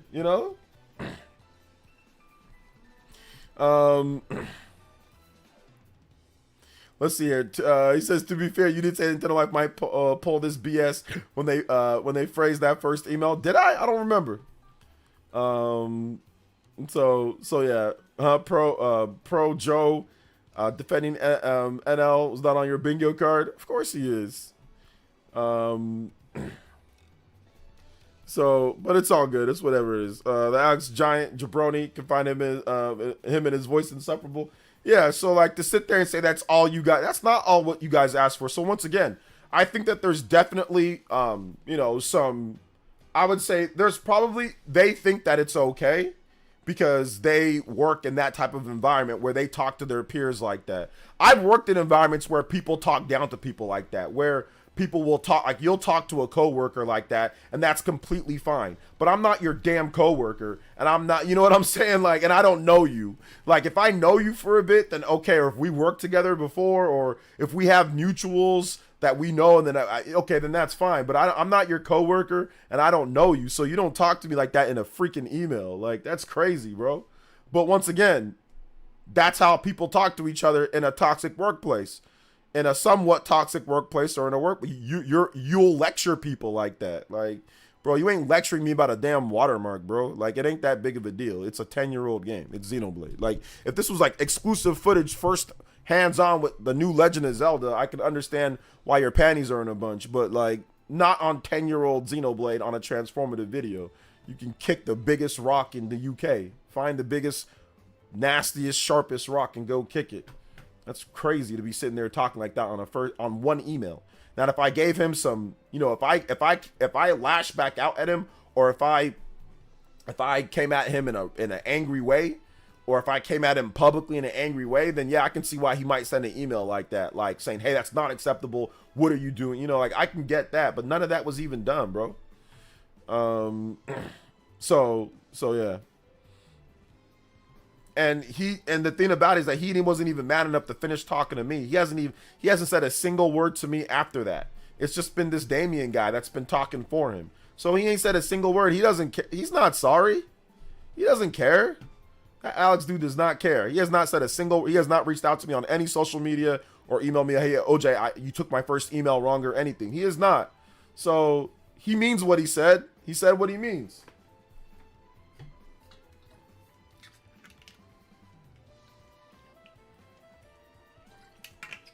So yeah, Cartwright using ethics as an argument is so ironic. He used to defend Helena Taylor. I know, seriously. NL was the easiest unsub of my life. I was never a sub. Lucas dropping 50 on the Mavs tonight. Oh snap! Is he really? That's good. Or is he going to drop 50, or is he dropping 50? It's wild that they thought they can bully you or anyone slightly familiar. Standing on business when it comes to talking trash with someone. Yeah, exactly. I don't know why they thought they could. Like I said, I think that that might be their workplace. Their workplace, they talk like that to each other. So, and that's acceptable to them.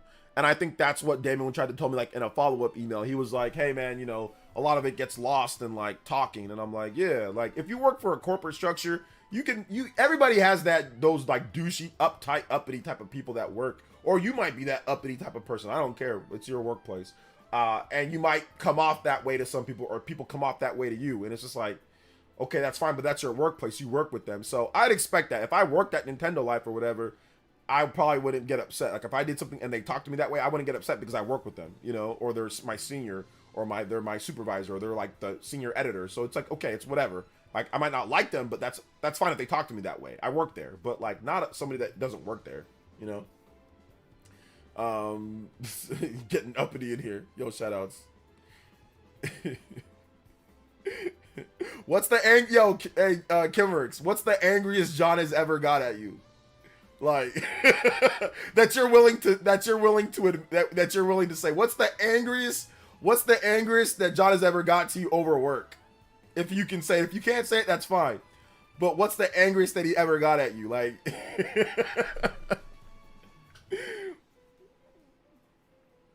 if Gaming Explain got exposed, then I won't be surprised if Nintendo Life is next. Gaming Explain got exposed? Oh, for the whole situation with the people. John is as milquetoast as people think. I was always the one that had to get angry at ish customers. Oh, okay. So he never got mad at you over editing or nothing like that? Okay, that's cool. See, look, he ain't even got mad, but maybe because Evan don't make it. Evan don't miss. That's the thing. Evan don't miss. I missed your super chat. My bad. Super Christian Mule with the dollar dono says, to be fair, to be fair, there's no fair on fair in the chat room of the Player Essence stream. I think you donated twice that. I think that's what tripped me up. Thank you, Super Christian Mule with the double donos. Thank you for that, man. My bad. My bad that I didn't read it out. Sorry. I think that sometimes the audio, I can't hear that audio as well. Big love though. Combo breaker 75. We are 25 combos away from a platinum. Let's do it, guys. Let's get it. John fired OJ like 62. No wait, 63 times, and has anger issues. That's true. John fired me a bunch of times. Big love to Super Christian Mule. Thank you for the double dollar donos. To be fair, the standard is the standard. Okay, yeah. Big corporations are mostly cutthroat with that type of thing. Yeah, I remember, bro. I worked at one big corporation, right, for a job that I had. And I remember there was a situation where, with like a drink or something, and I paid for it, and I put the money on there, and the lady didn't put the money right in the register right away. So then one of the district supervisor lady thought that I was stealing, and they're like, hey, you didn't put the money, you should have waited for it. But I'm like, oh, I had to go back to my shift, and I put the money there. It was there. The lady just didn't get it because there was a line, and she flipped. I got written up, and she flipped out on me. So then she's like, anytime that I see you, you better be walking around with, when you have a drink in your hand, you better be walking around with the receipt around it. I was like, all right, cool, chill out. So then I remember I was on lunch and I had a drink that I bought, okay, and I already bought, and I went outside, it was my lunch, and I bought the drink and I went outside to my car and I was drinking the drink. I had my lunch, and after I was done with lunch in my car, I came back in, and it was not wrapped around. Bro, I kid you not. The minute I walked into that store, that lady hit the corner. I think she was already coming out there. She didn't see me and hit the corner, but I was coming out there, and I walked in. She's like, "Where's your receipt?" And then I was like, "Oh, it's in my car. I just came back from lunch, and I bought it. It's all good. Like, I can show you." Then she's like, "Oh my gosh, that's it. Ooh." She was like Pinky from she wasn't black, but she was like, it was a big funky looking white lady. But she was acting like Pinky. Remember when Pinky was in the store for in Friday or in next Friday? Oh, say one more. She was like spazzing out, and I'm like, bro, I'm not ready to drop kick this lady and get in my car and go. She was being annoying, but like, she was so used to talking down to me because she was a manager. Like, people can just act, like, even if you're upset or even if somebody does something wrong, bro, you can't just talk to people any type of way that you feel like. And that's kind of how I feel like toxic workplace. That place was a toxic workplace at times. People that were above you would talk down to you all the time in that place that I worked at. And it was just funny, man. I always just found it funny and goofy because it's like everybody was just used to that. I remember another district manager coming, and like, I guess they had like the fire, like it was a department, or it was a convenience store, and they had like the back of the place, like it's like a fire exit. It was like blocked like with boxes, like open, like cardboard boxes. And I remember the district manager came there and just started yelling, and I'm just like, bro, like,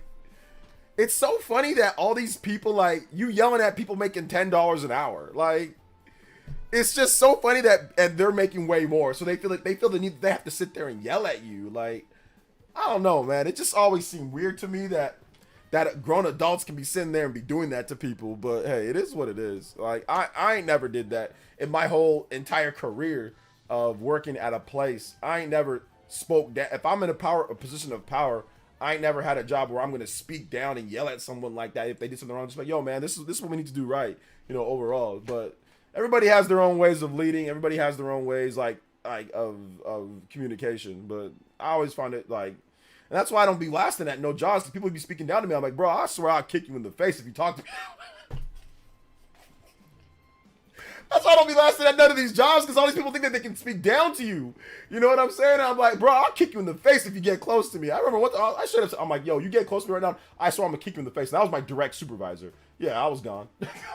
I'm like, bro, you can't be getting up in my face like that. I'm like, you need to back up. You need to back up. Don't be getting in my face. I'm going to kick you. Like, because they think that they can talk to you any type of way, you know?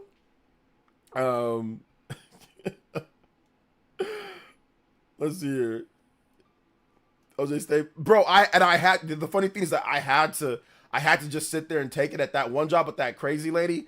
I had to just sit there and take it because like it was like a good job. It was like I was getting paid well, so like I had to sit there and take it. You know, like I couldn't do nothing. I could not do anything. I could not do anything about it. Let's see. Did she do the stomach twirl and hands flying around, bro? She was like, oh, say another word. Say another word. Say another word. I was like, bro, like this lady, I'm about to smack the ugly out of her. She's just acting all types of extra for no reason, and her breath stunk too. Like a lot of times these people got stinky breath too. They don't even use how they have gum in their office and not use it. That's what I want to know. I can smell their breath from across them yelling at people. And I'm like, you got gum in your office. It's always full. I always look at that gum. It's always full. There's always like only one pack. A whole month go by, it'll be the same gum there.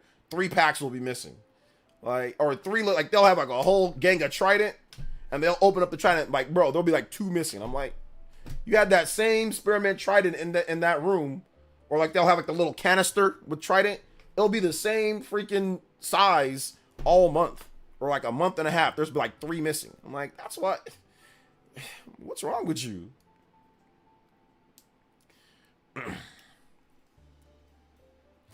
Probably have. They probably gave it to some. I think it's I think it's like hereditary, right?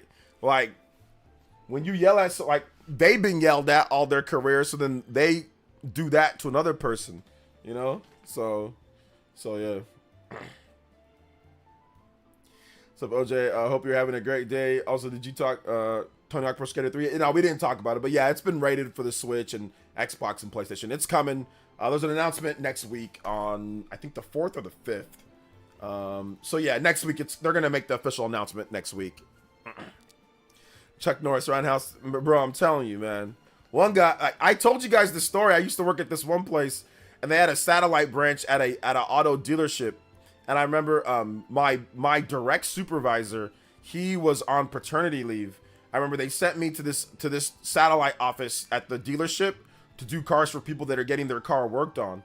And the assistant manager that took over the branch manager spot, she kept on taking my cars and giving them to people at the main office. She was taking all my cars that I had and giving them so she could make more money, and that looks good on her books because she's trying to get a manager spot. Because she was an assistant manager. So she constantly did that to me over and over and over all day. So then the thing about it is that all the dealership people and all the managers at the dealership, they're coming up to me saying, yo, man, where's my car at? Where's my car at? You don't have any cars. Why don't you have any cars? I got customers that need cars that we're renting cars out to them. And I'm like, yeah, you know, I'm sorry. We're going to get some cars soon. The cars are coming. But they were doing that to me all day. They were doing that to me all day. They were doing that all day, like for hours. And then those guys at the dealership, they started yelling at me like, yo, like they were looking at me like, yo, where's the cars at? And like yelling at me. And I'm like, yo, man, like, listen, like the cars are coming. And then like another hour went by and we had customers waiting for 30, 40 minutes for cars. So then they came yelling at me again. So then they were like, where's our cars at? I'll get that done in just a bit, Minato. He was like, where's our cars at? I'm like, yo, the main branch keep on giving them away, man. I don't know. Go ask them. Call them about it. And I was just like, just call them about it. So then that was a problem. So then they called her about it. And then that lady, she sent the manager assistant to the satellite branch to tell me to go home. And he came there mad, like angry. He came and he didn't even tell me about anything. He came there, just said, hey, get your stuff and go. And I'm like, oh, am I gonna get paid for the rest of the day? He's like, no, clock out, get your stuff and go. And I'm like, hold up. He's just the manager. I'm like, bro, don't talk to me like that. Bro, you ain't talking. He's like, no, get your stuff and go. And I'm like, no, I'm not gonna get my stuff and go. And we got in each other's face, like right in each other's face. I'm like, what? You gonna do something? Bro, I swear if he would have just moved a muscle, I would have dropped that dude. And we're inside of a little booth. Bro, this booth is like, it's slightly bigger than a phone booth, you know? Slightly bigger than a phone booth. So then I'm like, bro, make a move. I swear I'll drop you. So eventually, cooler heads prevailed. All the other people were looking at us like, oh, snap. Cooler heads prevailed. My area manager called me, and I guess they called my emergency contact. So they called my mom. So they called my mom. So my mom had to come pick me up, but they had to pay me for the rest of the day. So they just said, hey, look, don't worry about it. My area manager said, don't worry about it. We'll pay you for the rest of the day. Just go home. Just go. So they called my mom, and my mom came and picked me up. So my mom said she ain't never seen me so angry in my life. She my facial expression. Yeah, I swear. Yeah, they were calling my emergency contact because I was so angry, bro. Like I was gonna like kill this guy. And remember, this was like me, like I just got done playing football, and I was actually waiting for calls to see if I'd get a call back to play for like it's a pro football league, but it wasn't the NFL, it was the UFL. So I was still in like really good football shape, you know? So this guy would have got destroyed. I mean, I could have destroyed him now decades later, but I could have destroyed him back then too. So everyone was like, for his safety, they're like, hey man, just go home. And he finished out the day there. You know what the craziest thing about it is? I didn't get written up and I didn't get in trouble. That's the funniest thing. I went to work the next day. The area manager drove down from up north. He drove down from like Sacramento and sat both of us in a room. I didn't get in trouble. I didn't get written up, and they didn't treat me differently. And that's the craziest thing. So I'm like, I know why. I've seen this before. This is like football. Like where you beat somebody up or whatever, then you're cool the next. Nobody gets really in trouble for fights. They've seen this before. This is probably nothing. They've probably dealt with this at this job, with this toxic work environment. They've dealt with it. That's why nobody got in trouble, because they've seen it before. They know how to deal with it. That's why it was easy for them to call the emergency contact, just say we're going to pay you, bring you guys in. You know what I'm saying? And he handled it, and he was like, oh, it's okay. Bro, I got written up for less at that job. So I was like, okay, I know why. They've dealt with this before. They know people be going through these crazy emotions working at this job, bro. Yeah, they were just happy I showed up again. Yeah, probably because training at this job that I had, sending people to training, like sending them up to Sacramento, getting them trained for like a week plus, doing all the work that you got to do. It's way more expensive to try to just sign new people than to keep the people that you have on, you know? So yeah, they didn't want to have to go through all that. So they needed me to be there. So I guess they just didn't want to, you know, so they didn't write me up, which is, I'm like, oh, I'm going to get written up. I'm going to have 2 write-ups, 3 write-ups and you're done. At most jobs, 3 write-ups and you're done. I already had 1. So I was like, okay, I'm going to get written up. Like next time I get written up, I'm done. And they didn't write me up. That was the craziest thing. Yeah, it's sales jobs, right? Sales jobs are like that. That's how sales jobs are, you know? That's how sales jobs are. Sales jobs are crazy.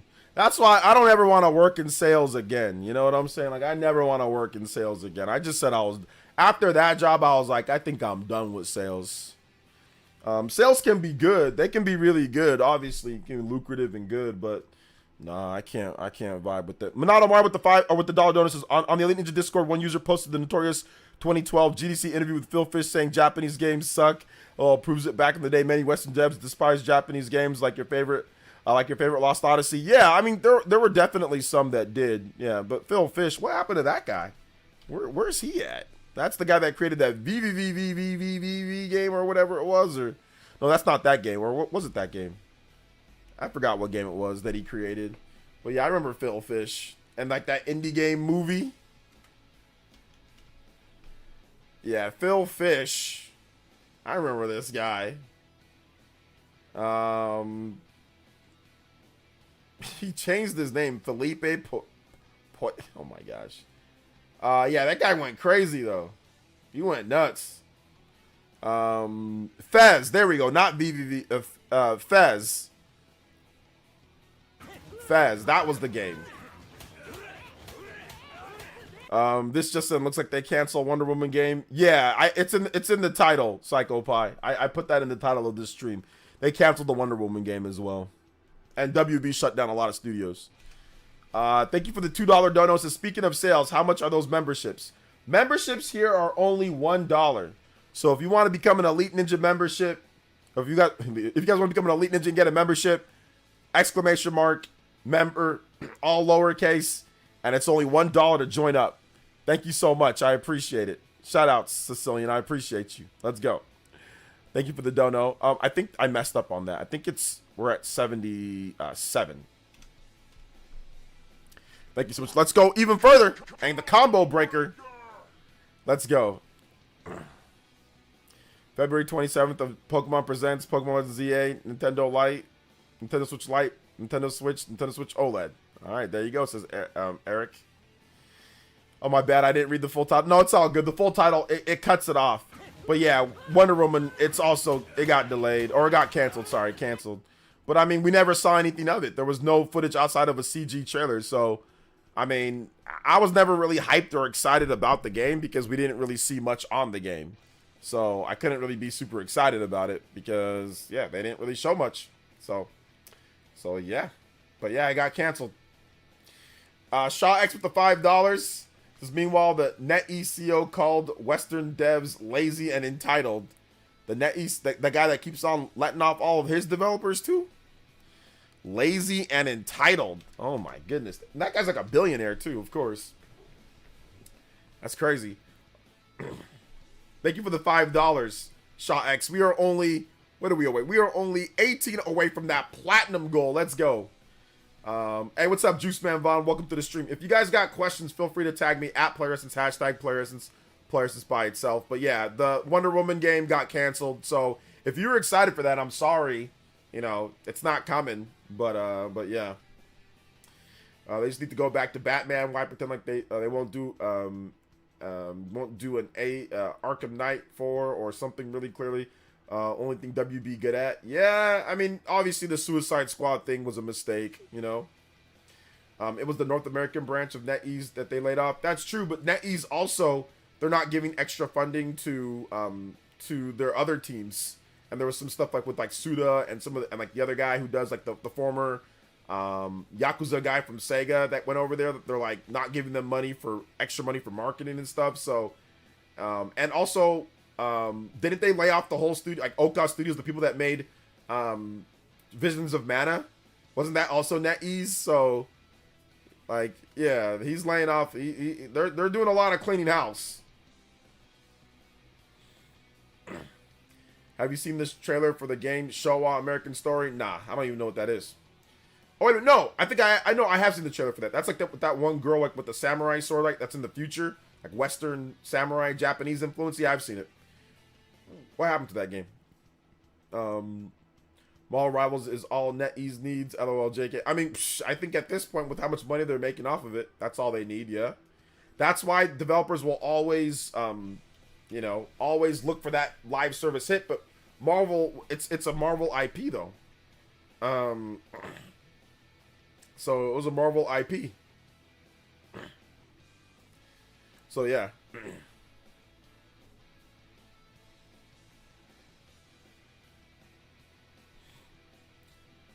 Let's see, new Death Stranding 2 teaser. When is that gonna be? Did it come out tonight or when?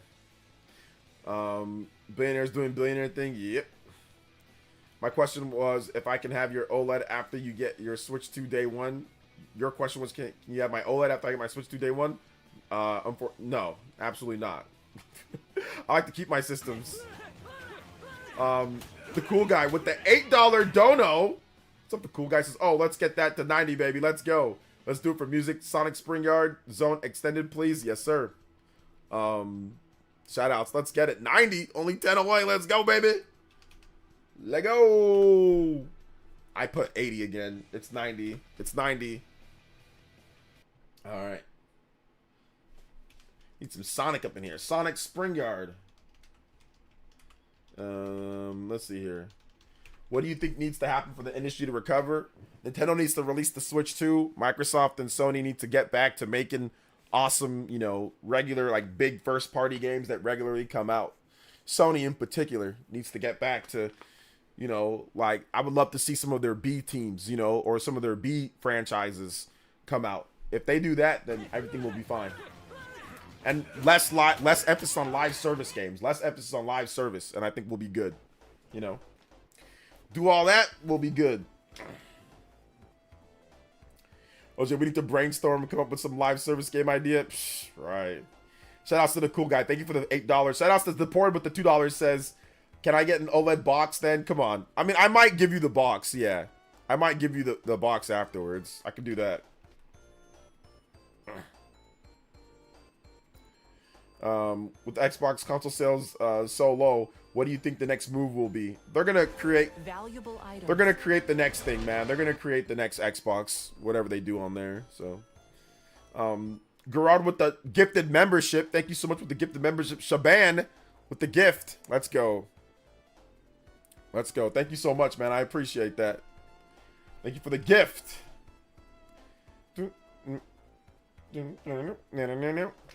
Shaban. The audience has to suggest those games, though. It would be the same minus the budget blow. The audience has to support those games. I think that they would. They have to find a way to get a good balance of what the big blockbusters are and then like the second tier games that don't cost as much. So I think that if they had a consistent flow of those, I think that people would support that, you know? I wonder if they could cut prices. If they pick them up, they might not be able to get the cost of making them though. Cut prices. Cut prices. Who can cut prices? Like what should be cut? What prices should be cut for the games or for like the system?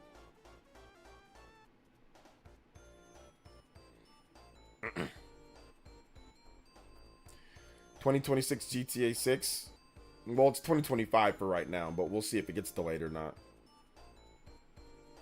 I'm just trying to survive till Thursday when Monster Hunter Wilds drops. Have Friday, Monday, and Tuesday off from work. I'm finna go dummy with on Wilds. Yeah, that's gonna be really good. I bet you're gonna have fun with that, honey. There's nothing like taking work off to play an incredible game. I know for me, I gotta wait another month though before anything that I really am excited for is coming out. So for me, it's not until March 20th. That's when Xenoblade Chronicles X comes out. And I think the 21st is when Atelier comes out.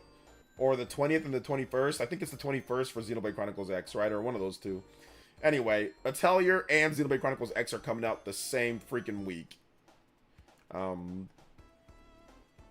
People are complaining about Xbox and Sony software this year, but it doesn't really matter. My opinion, because Nintendo's about to move more than make up for it. But it's not even just this year. It's just like throughout the years they've been a little bit like lackluster. Like they haven't been able to keep up like where they should because of blunders, you know, live service blunder, Microsoft just buying other companies blunder, you know, and not blunder, but just the DNA is being diluted, you know. So I think that's the problem. And some of the games not living up to the expectations too. Like a lot of the games not living up to where people maybe thought that they would be, like Starfield or like Redfall. So Redfall obviously a lot worse, but then that game got dropped, right? Like they just dropped that game like a bad habit. So yeah. How do you decide what system to get third-party games like Atelier? Usually I just go off of what I like to play the most and I'll buy it on there. For right now, like I like to play like RPGs. If it's like a turn-based RPG that I can deal with like degraded graphics and all that, then I can buy it on Switch. But if it's like a game that needs like the frame rate or like action and stuff like that, third party, then I'll buy it on my PS5. Nintendo secret sauce is their company culture, which seems locked on their creative vision for better or worse, and it's serving them well at this moment. Yeah, for better or for worse, exactly. For better or for worse. Sometimes it's really good, sometimes it's not so good, but you know, at the end of the day, they kind of do like what they need to do, you know. So yeah. Hope the Switch 2 launch on my birthday. It'll be a great birthday gift for you. Well, his birthday's probably like summer sometime, June or July. That's what I'm guessing, because Nintendo Switch 2, like the April direct. So I don't think it's April or May. So it's probably gonna be his birthday's probably June or July, June 27th. There you go. That is the release date apparently for Pokemon Legends ZA is June 27th. So yeah. I think the Switch 2 is gonna launch June. Here's my guess on the Switch 2. The Switch 2 is gonna launch the exact day. I might change this day later. But the Switch 2 is gonna launch on June 6th. June 6th, 2025. That's when the Switch 2 is gonna launch. June 6th.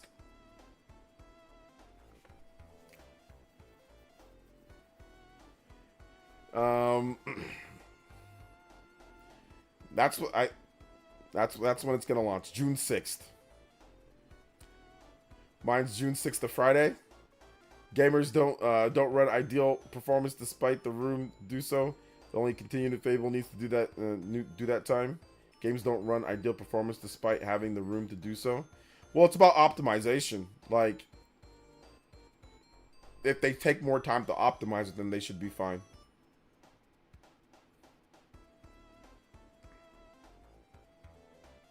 June 27th is a Friday also. Yeah, I mean, they launched the Switch 1 on March 3rd, which was a Friday. I think that they're going to launch this one on... They're going to launch it early in the month, and it's going to be the first week of June 6th, that Friday. And I really hope that Fable game is great, but it's hard to have a lot of confidence in Microsoft. I mean, at this point, they delayed it.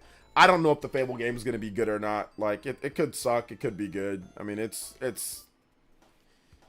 whatever, you know. Could be good. Could suck. So yeah.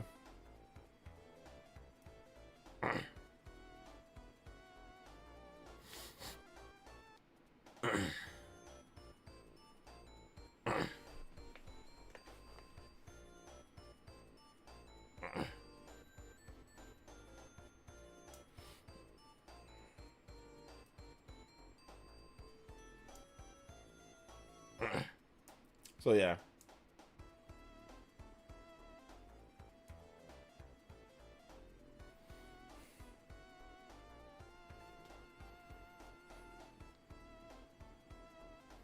Man, I really hope Fable game is great, but it's hard to have a lot of confidence in... Okay, I already read that, my bad. April 2nd, 2025, Nintendo Switch 2.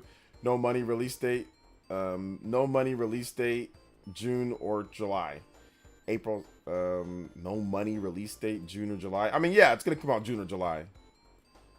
I want to hear about Elder Scrolls 6 more than anything from Xbox. Well, they own it, so...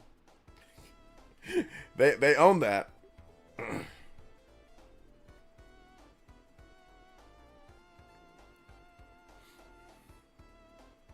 They own it, so that's their game now, because they own Bethesda.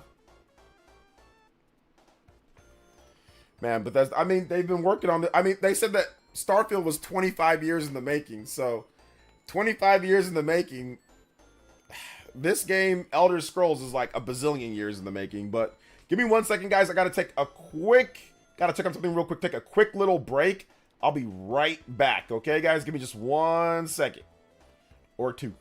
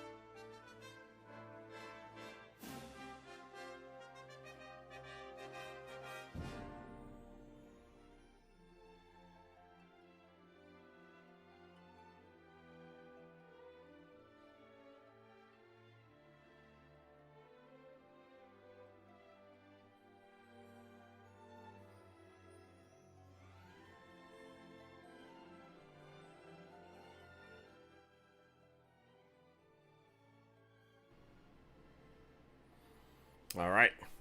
We are back. Sorry about that, guys. We are back at it again. All right. Let's keep the questions coming. If you got questions, tag me at Players. Hashtag Players Prices by itself. I went out today and I was wearing pants, jeans, and I did not like the feel of them when I'm streaming. I thought about making like my own streaming clothing line that focuses on comfortable clothing, like when you stream or like when you're at home. I thought about that and like having like a brand line. I don't know. I've thought about it, but just because I always have trouble finding like stuff that I actually want to wear like when I'm streaming. But I thought about making my own, but I don't know. Who knows? Yeah, like stream jeans. Yeah.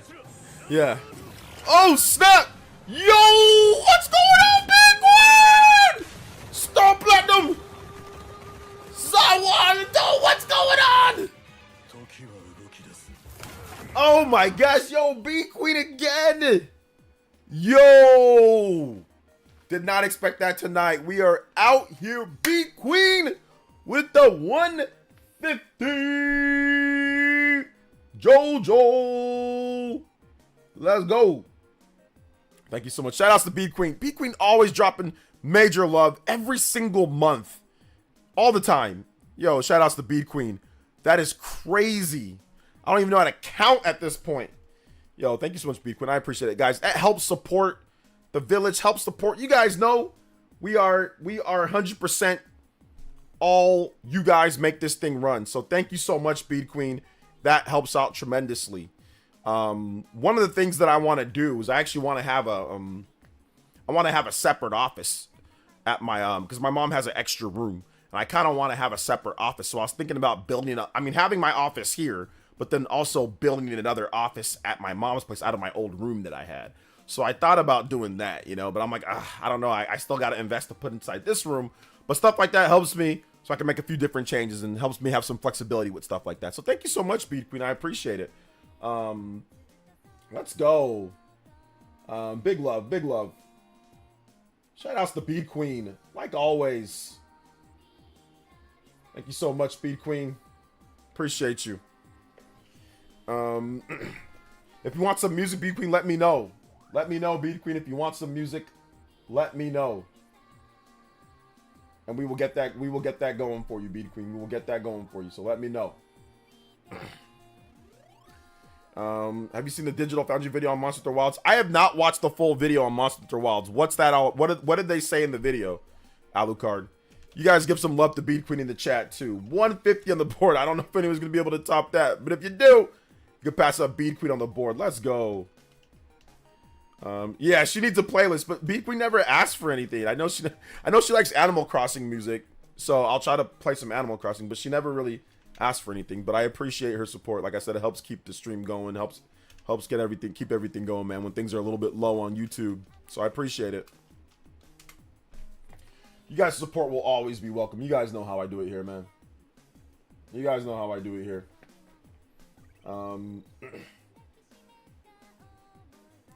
Play the whole soundtrack. I'll play Animal Crossing. I know she likes Animal Crossing New Horizon. Or no, Animal Crossing New Leaf.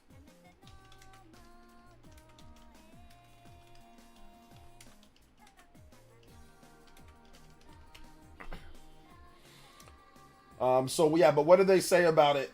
Best Animal Crossing New Leaf music mix. So these are the best tracks. Shout outs to Ryan Tyler. Theme-X next. Okay, yeah, I'll play Theme-X after that. Shout outs to Beat Queen. I got you though. I got you. Theme-X after it. Let's go. All right. Let's keep it going. 244. Double platinum off the top. That's crazy. Excuse me. Sorry about that, guys. Get everything updated. Shout outs. Let's go. And we got 553 Elite Ninjas too. Thank you guys for the memberships. Appreciate that. So what did Digital Foundry say about their video? Alucard with the Monster Hunter Wilds. What did they say? Monster Hunter Wilds is heavy for sure, but playing on high-end PC to brute force performance is my plan, but obviously that's a privilege. I mean, from what I saw from the Monster Hunter footage, I mean, yeah, there's some dips here and there, but it doesn't really affect the game. like the input, there's like no like input delay, and like it feels good to play. So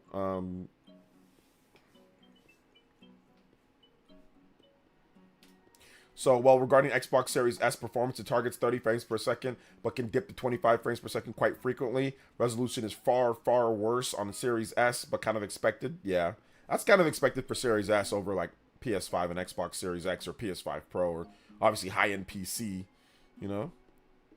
So yeah.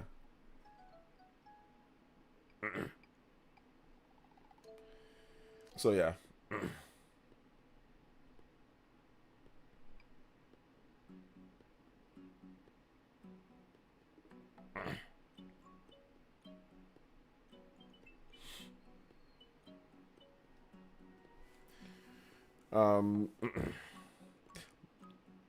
Yeah, but I got Theme X next. I don't know. It keeps on saying memory. Issues with memory. Yo, Game Vibe with the 11 months. Thank you so much for the 11 months to tune into your pledge. Thank you so much, Game Vibe. I appreciate that, man. Thank you. Thank you so much. Let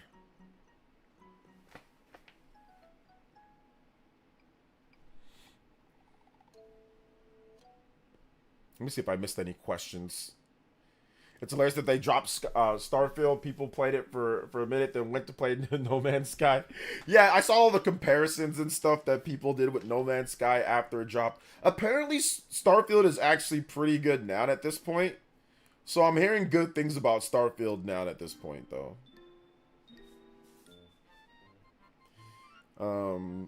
I think they said it was 900p with 30 to 40 frames FPS.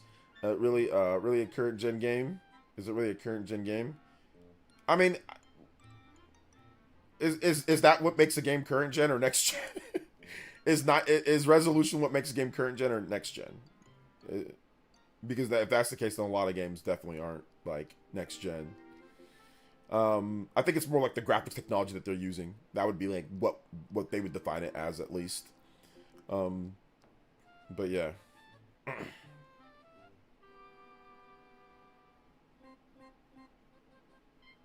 Hey, what's up, Elias? Welcome.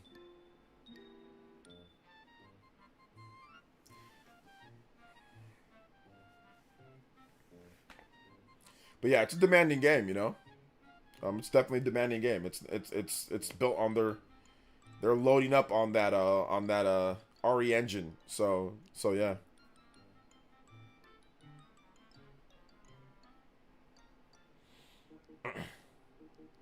So yeah. I guess there's more stuff here.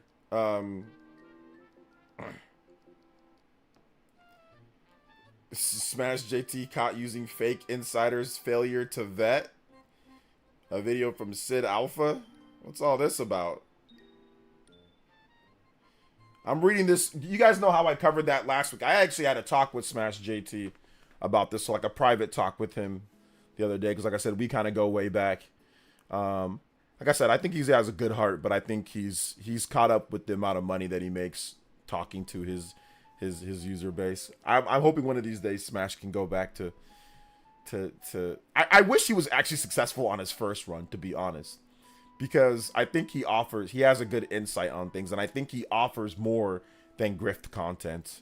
I honestly think that. Like I said, I work with him. His channel just didn't blow up, but I wish his channel did better. I wish it did better, so then he probably would never even be in this situation where he's getting sued and getting cease and desist and yellow journalism and fake insiders and all sorts of nonsense. But, you know, it is what it is.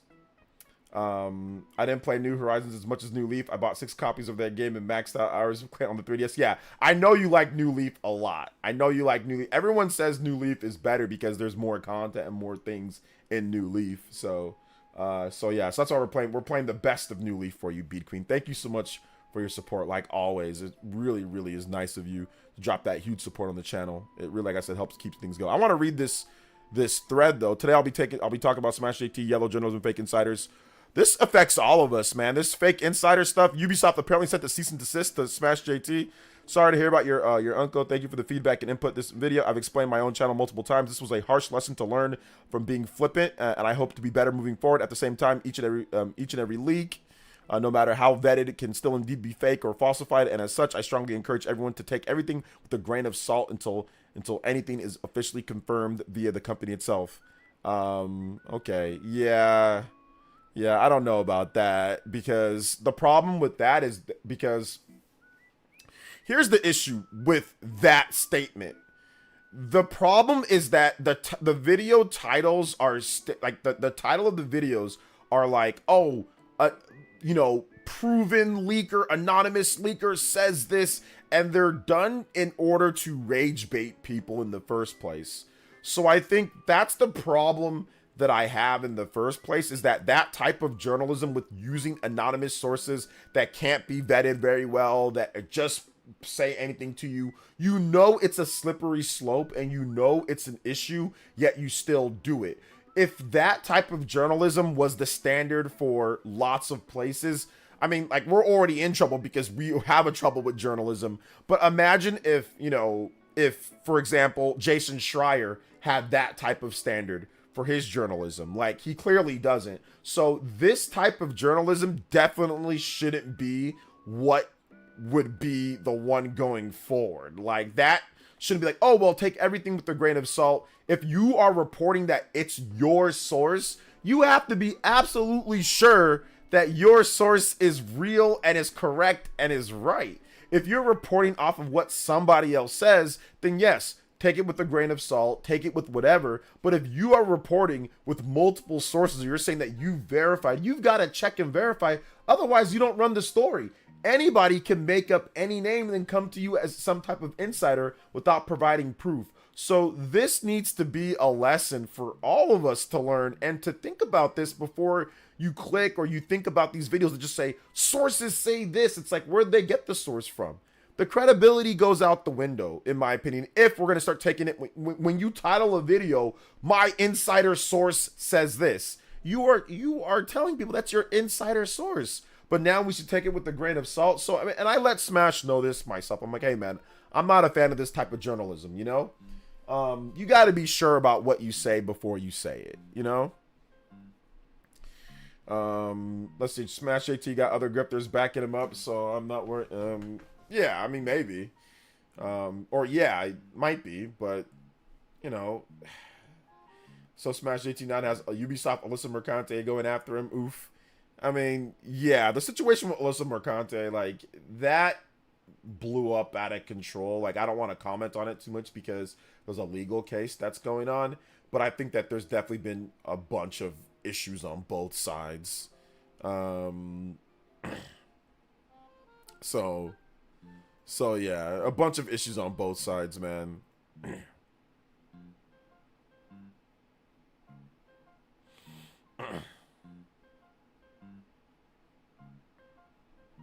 So yeah, they're going back and forth on this thread. I want to read it. So he says, hope you are being earnest, but you'll forgive me for not believing you given how you attempted to weaponize your audience and supporters against McDizzle.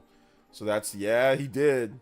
McDizzle did that to himself. Okay, hold up. I don't want to read all that. He did that to himself.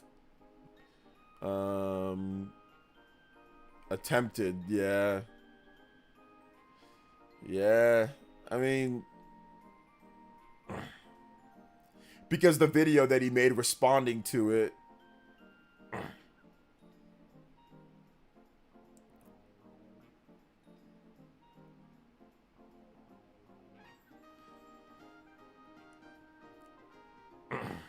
So anyway, yeah, it's a little bit of a mess all not at this point, but I do want to watch that video later. So I'm going to click on it. And I'm going to... How long is it? It's 23 minutes long from Sid Alpha. I don't want to watch the whole thing here. But yeah. I'll watch it later for sure. I know I will now talk about Smash JT fake BioWare and Ubisoft insider controversy for 23 minutes. Oh, man. What a mess, dude. What a mess. What a mess. Yeah, you gotta vet. You gotta when you're reporting on inside sources, you gotta vet everything, man. You can't just take what someone says and try to say, oh, well, they're using the right name, they're using this, and then take their name and go from there. You can't do that. You know, you can't do that. But I think that the issue is that in the response of Smash T's video for for the McDizzle guy calling him out, he actually put out the employee's name that McDizzle used. Like, you can't expose the employee's name that he used, even if you're mad at that person. I don't think you can use that person's name, because now you're dragging in another company to it, right? That's when you're dragging in a certain employee's names, and then they can be dragged into this as well. They should have kept that one private, you know? So they should have kept that one private overall. So yeah, I'll watch this video later for sure. I'll watch this video later. But we are in the disinformation age. No one checks anything in general. You think they're gonna check for gaming? Yeah, I know. But then there's also people that are now starting to call out stuff too. So while we are in the disinformation, the misinformation age, there are going to be some agents. There are going to be some people that are willing to actually call out the issues that you know, that need to be called out. So that's a good thing. You know, that's definitely a good thing. But what's up, Joseph? Welcome. AC Shadows reviews will be interesting to see. Oh my gosh, dude, that's going to be a bloodbath on that day, because no matter how well, if it does really well, the reviewers are woke, they're lying, whatever. If it doesn't do well, oh, see, I told you the game sucks. You know, so I think regardless of how, you know, regardless of how, you know, regardless, it's going to be an issue no matter what, you know, in terms of things. It's going to be an issue. So yeah, we'll see. We'll see for sure.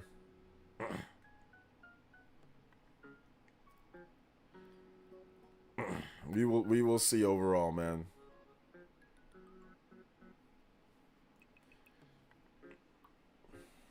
Brace yourselves, the grifters are gonna have a field day once AC Shadows release, and it's a flop. Got mixed reviews expected. I don't know if it's expected to get mixed reviews. I don't know. Like right now, based off the preview event, it's gonna be I guess it's gonna review pretty okay. I'm guessing that it's going to review somewhere in the mid 80s. That's what I'm guessing. I think it's gonna be like an 80. You know, an 84, 85-ish type of game. That's where I'm guessing Assassin's Creed Shadows is going to review. So, mid-80s-ish, which that's about what I expect for Assassin's Creed in today's day. I mean, it could be higher than that. Shadows looks better than the previous games. But if you go to Metacritic, let's just check out. Xenoblade Chronicles X in handheld or docked mostly. I don't know what I'll be playing mostly. I'll have to wait and see, you know. I'll have to wait and see how I like each one, how it looks in each mode and everything like that. So once I figure out what I know, like once I see it, how it looks like in each mode, then I'll be like, okay, I'll play it in this one or that one more, you know? So Assassin's Creed. So yeah, like Assassin's Creed, I don't know why it's giving me all these other games that are not Assassin's Creed. So Assassin's Creed, the original game, that was an 81. Assassin's Creed Valhalla was an 80.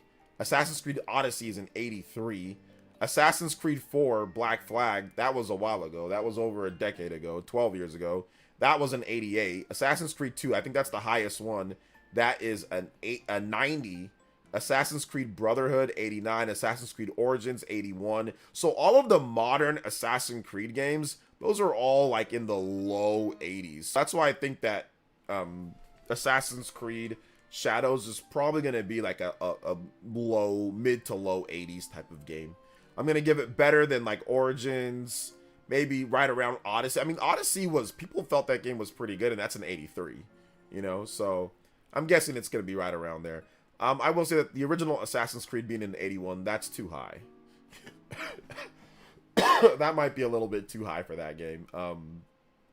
For the original Assassin's Creed, I'm not sure if it's an 81, but yeah, either way, that doesn't matter. That was long. We're going on 20 years for that game.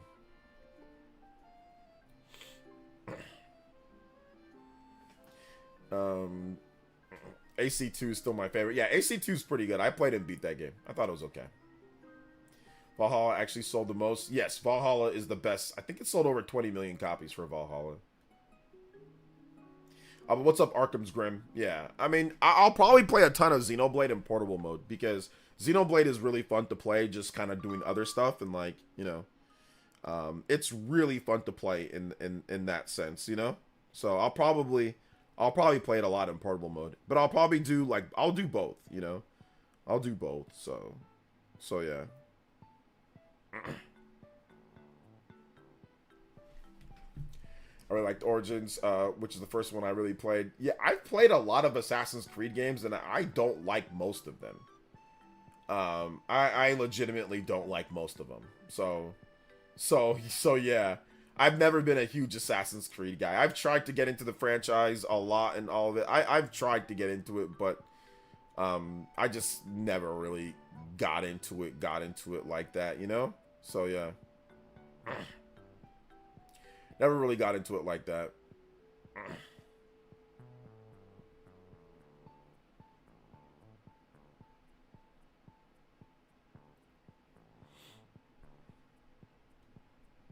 You have to just keep trying. I don't think I'm going to keep trying. Although, I think I'm going to get...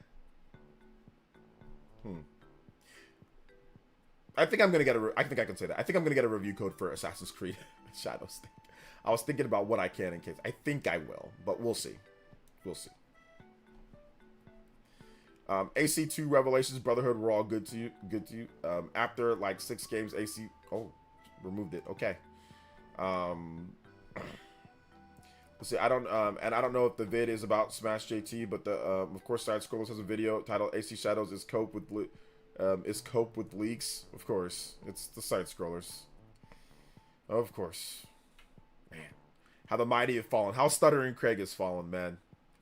It's painful every time. You guys don't bring up Side Scrollers, okay? Don't bring up Stuttering Craig. Don't bring up Side Scrollers, man. I used to look up to that guy, literally and figuratively. He's really tall. He's like 6'3", 6'3", 6'4". He's a tall dude, but like, man, I used to think so highly of him, man. Not idolize or anything, but just it's just sad to see the state, you know. Whatever.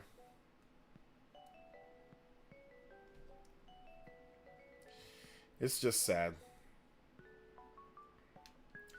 Black Flag was nice. Ubisoft dropped the ball with the Skull and Bones. Yeah, I've heard Black Flag is like the best one. I've played Black Flag, but I didn't put that much time into it. I just played it for a bit and was like, I don't like Assassin's Creed, and then turned it off, you know? So yeah.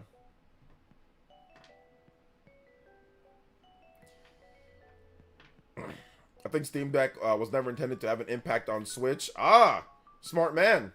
It occupies a completely different niche and thrives in that much smaller niche. Smart man. However, you're not and I agree, but the problem was that there were people that refused to say that. So yeah. So there were people that refused to actually say that. There were people that refused to acknowledge that and consistently tried to put Switch into the same bracket. Plus, we had a video from Eurogamer the other day saying Switch 2, you know, needed Steam Deck. So once again, people are trying to make some parallels that are ridiculous. So yeah, that's the reason why I bring it up. I'm not the one. Other people did. I'm just going off of now that the fact that we got the sales numbers that came out, and the sales numbers show that the Steam Deck is getting walloped. Oh, well, now we got people sitting there and saying changing their tone from how they had it. So yeah.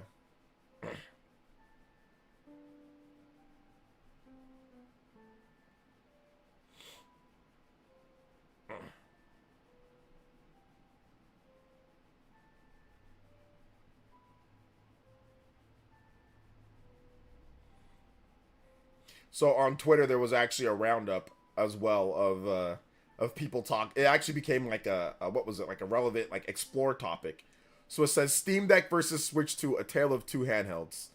The Steam Deck, a handheld gaming device by Valve, has sold between 3.7 to 4 million units over its first 3 years on the market. Despite these sales figures, the consensus among fans and analysts is that it does not significantly challenge the Nintendo Switch 2 in the handheld gaming sector. The Steam Deck primarily appeals to a niche market of PC gamers rather than a broader family-oriented audience that the Switch targets. Valve's strategy of limited retail availability and less aggressive marketing compared to Nintendo's widespread promotional efforts has contributed to its dynamic. While some users value the Steam Deck for its advanced capabilities, it is generally seen as a complementary device rather than a direct competitor to Nintendo's offerings, which, with the Switch 2 expected to continue leading the handheld console market. So, there you go. That's the Grok AI summary. But you'd be hard pressed when the Steam Deck first came out and people weren't necessarily saying that, you know. Not everyone's quoting Stealth and, you know, commenting on what Stealth said. You got hundreds of quote tweets. So now everyone's saying it was never meant to be a competitor. It was never meant to be a competitor. It's relatively niche. It's not competition. Like, now that's where that's going down. Yeah.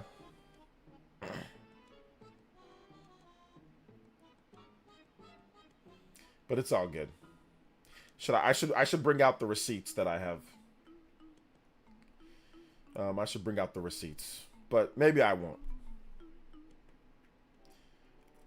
I think the deck influence is pretty heavy on other PC handhelds releasing. 3.7 to 4 million is pretty good for niche that it occupies. I mean, what was the niche before it? Like, what were that's the funny thing. People say it's pretty good for the niche that, like, what, there was nothing to compare it to. It was just, there was nothing. So, I mean, I guess, sure, it's good. I don't know. Valve doesn't go over sales numbers. They don't go over profit or loss. They don't go over anything. So we don't know how much money's being made, if that's good or not.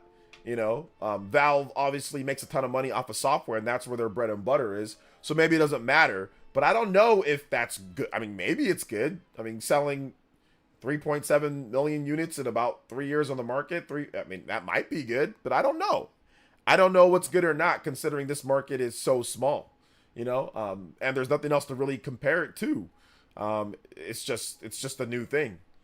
Why did they create it? They created it to leverage the market of people wanting to play on the go. So sales of games on the go. I think that it's in a different market than the Nintendo Switch, but they were definitely looking at indie games and people saying, "Oh, okay, I'm gonna play my Switch on the go for indie games." And like Valve's like, "Well, wait a minute, hold up. We sell a lot of indie games too. Indie games usually sell best on our platform. We want people to be able to play on the go as well." When it comes down to, so we need to create something to keep people on our ecosystem buying our games. So it's a power play to keep people on their architecture and on their service, because there is competition there between, you know, the indie games and between certain games that are on both. And Valve wants people playing on that. They want people playing on Steam. They want people buying games on Steam. And having a Steam Deck gives you the immediate option to buy and play right then and there anywhere that you are. So it makes sense for them to make that, you know? Anybody with the platform should probably have a handheld platform to where you can be on their platform, to where you can be on their store buying stuff or playing their games. That's what they want. They want engagement, you know, users, all that good stuff. So it makes sense for all these companies to do some type of separate handheld or separate hybrid system or something. It's just a logical thing to do after seeing the success of the Switch. To me, it was about giving PC users a new toy. No, it's not about that, because there was already handheld PCs. Like, handheld PCs didn't start with Steam Deck. There was ones before it.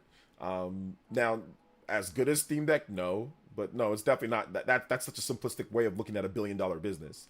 You know what I'm saying? That's a simplistic way of looking at somebody who's worth $4 billion. You know, Gabe Newell's worth he doesn't make any decisions on new toys to play with. That's not how he operates when you're worth $4 billion. Everything's calculated, you know?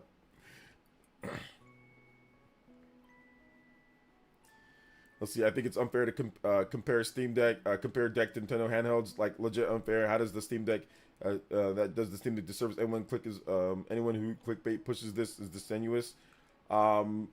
Well, once again, I've had people come and argue me here. Campies came and argue me. I've seen countless things on Twitter. People tried to compare it. And listen, guys, let's just be real here. If the Steam Deck was selling as good as Switch or anywhere near it, everyone would be saying, "Oh, look, you see? Oh," they'd be comparing it. It's because the Steam Deck is getting blown out. That's the reason why nobody wants to compare sales and say that it's different. But trust me, if the Steam Deck was selling way better, this narrative would be completely different. I know this. I can't say for a fact because it didn't happen, but I know it would be people would be very, very okay with comparing these two systems and saying, oh, okay, this and that. But it's because it's getting blown out. The reason why they're not comparing it. It's the same thing with PlayStation 5 and PlayStation 4 and what people tried to do before the Switch launched. Switch, that's not going to sell. PlayStation's going to still do way, way better. You know, they were comparing it all day, comparing graphics, comparing all sorts of stuff. When Switch blows it out of the water, oh, well, it's the handheld market. Well, you can't directly compare it. You can't directly compare it. So, listen, guys, I know what would happen. I know because PlayStation people did this before the Switch came out with the PS4 and with the PS5. They'll compare when it's relevant and then they feel like it. And then when it blows out what they like, oh, well, we shouldn't compare, you know? So, I get it, though. I 100% get it. And that's what I was trying to tell people, Cypher. I was trying to tell people, look, you can't buy it in stores. It's not going to sell as good. It's not a mass market device. It's a lot more expensive for the... Like, there's a lot of things that's going to be a problem. And a lot of people didn't listen to me, you know? So yeah.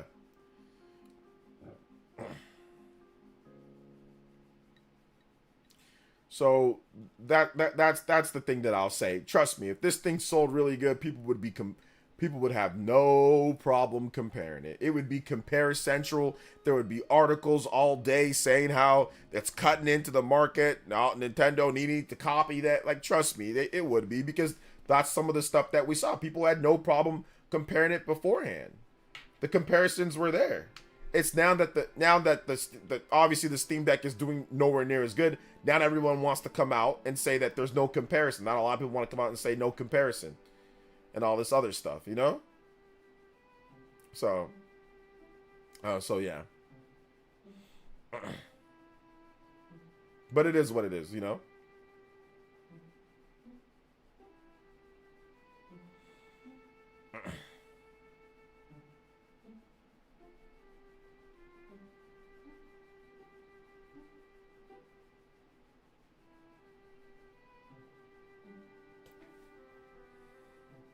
If the Steam Deck was more well-known in the generic market, how much do you think it would have sold by now? I have no idea. I don't know.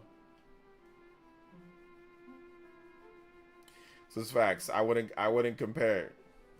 Bro, I'm telling you, man. Some of y'all, I already know what some of y'all would have done. I already know what some of you guys would have done if Steam Deck actually sold really well. I already know what some of y'all would have been comparing it. Y'all would have been saying all sorts of stuff. Oh, trust me.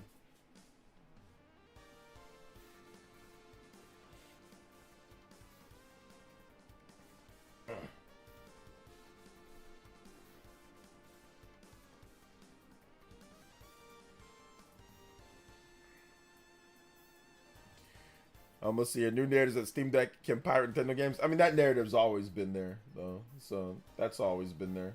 But emulate. Remember, emulate. If someone gave me a Steam Deck, I thank them and set up an emulation station. Why don't you just get one?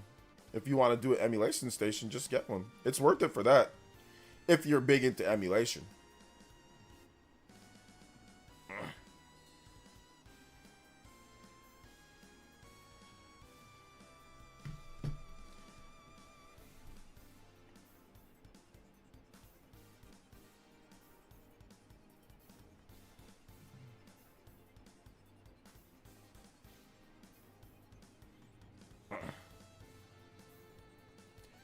I definitely want for emulation. Did you enjoy the PSP, OJ? I was okay with the PSP. I didn't really play it too much, you know? I was alright. So, yeah.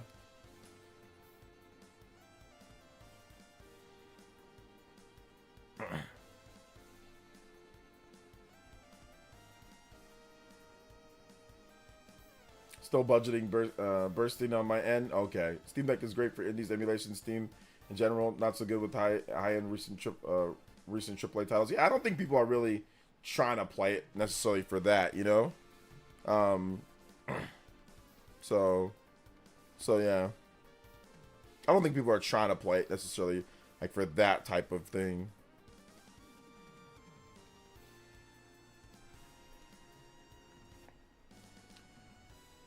You understand when you said the 3DS had custom chip got hacked, we need to remember that NVIDIA is working with Nintendo. I believe Nintendo will have a good security.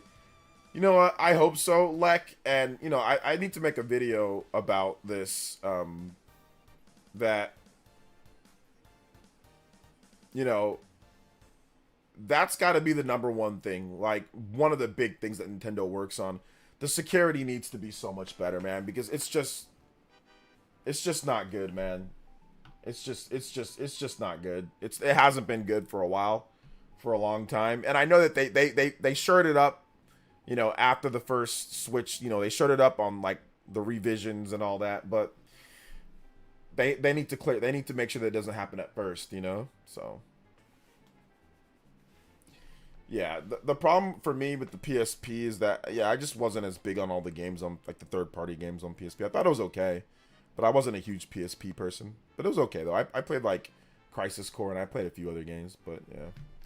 I like the DS. I like the Castlevania games on the DS, so I played those a lot. I played, like, the 2D games and stuff like that, Mario and all that. But, I mean, that generation, the DS, the PSP...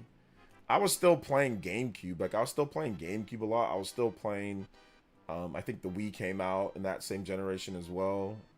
The PS3 360 came out. So I was playing those more than portable gaming as much. So yeah. So I'm hoping that with this next generation that Nintendo really locks down the security so we don't have this games file leaking early, you know, ROMs on, like, I just don't want that to happen. Like, if a game leaks, if a game leaks normally, then that's fine, like a retail leak, and then there's spoilers. But for it to be ripped online, then just be, you know, that type of stuff, it's like, it's got to stop, man. Like, that's really got to stop. But I'm hoping that the Switch 2 will put an end to it, but you never know. Never know.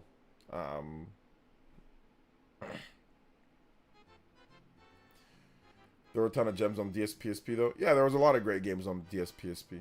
But it's time though, man. At that time, I mean, listen, I think I was in college and I was just finishing up college. So it's like, I got work, man. I got other things. I don't have time to just be sitting here playing everything. So I was just playing what I could, you know. So I didn't always play DS and PSP games. I was playing PS3, 360, Wii. I was playing, you know, I was playing a lot of stuff, but I wasn't playing PSP a ton, to be honest, like, in those years. Did not have a ton of time to play games. I mean, I had more time than I have now, but it still wasn't something to where I was just playing games all day. Like, that time in my life, I didn't have any kids, didn't have a life. You know, I was going out with my friends and stuff like that, hanging out. We're doing other stuff. We're not just, you know, we're not just playing games all the time. How do you guys think a Switch 1 Mini might sell? Switch 1 Mini, one similar size to the Vita? I mean, at this point, people that want that would probably just buy a Switch Lite, so I don't think another smaller one I don't think it'd sell that great. Nintendo's done the super smaller micro systems before, and none of those have ever done anything impressive number-wise, so I doubt it'd do anything. I doubt it'd do anything that great, to be honest.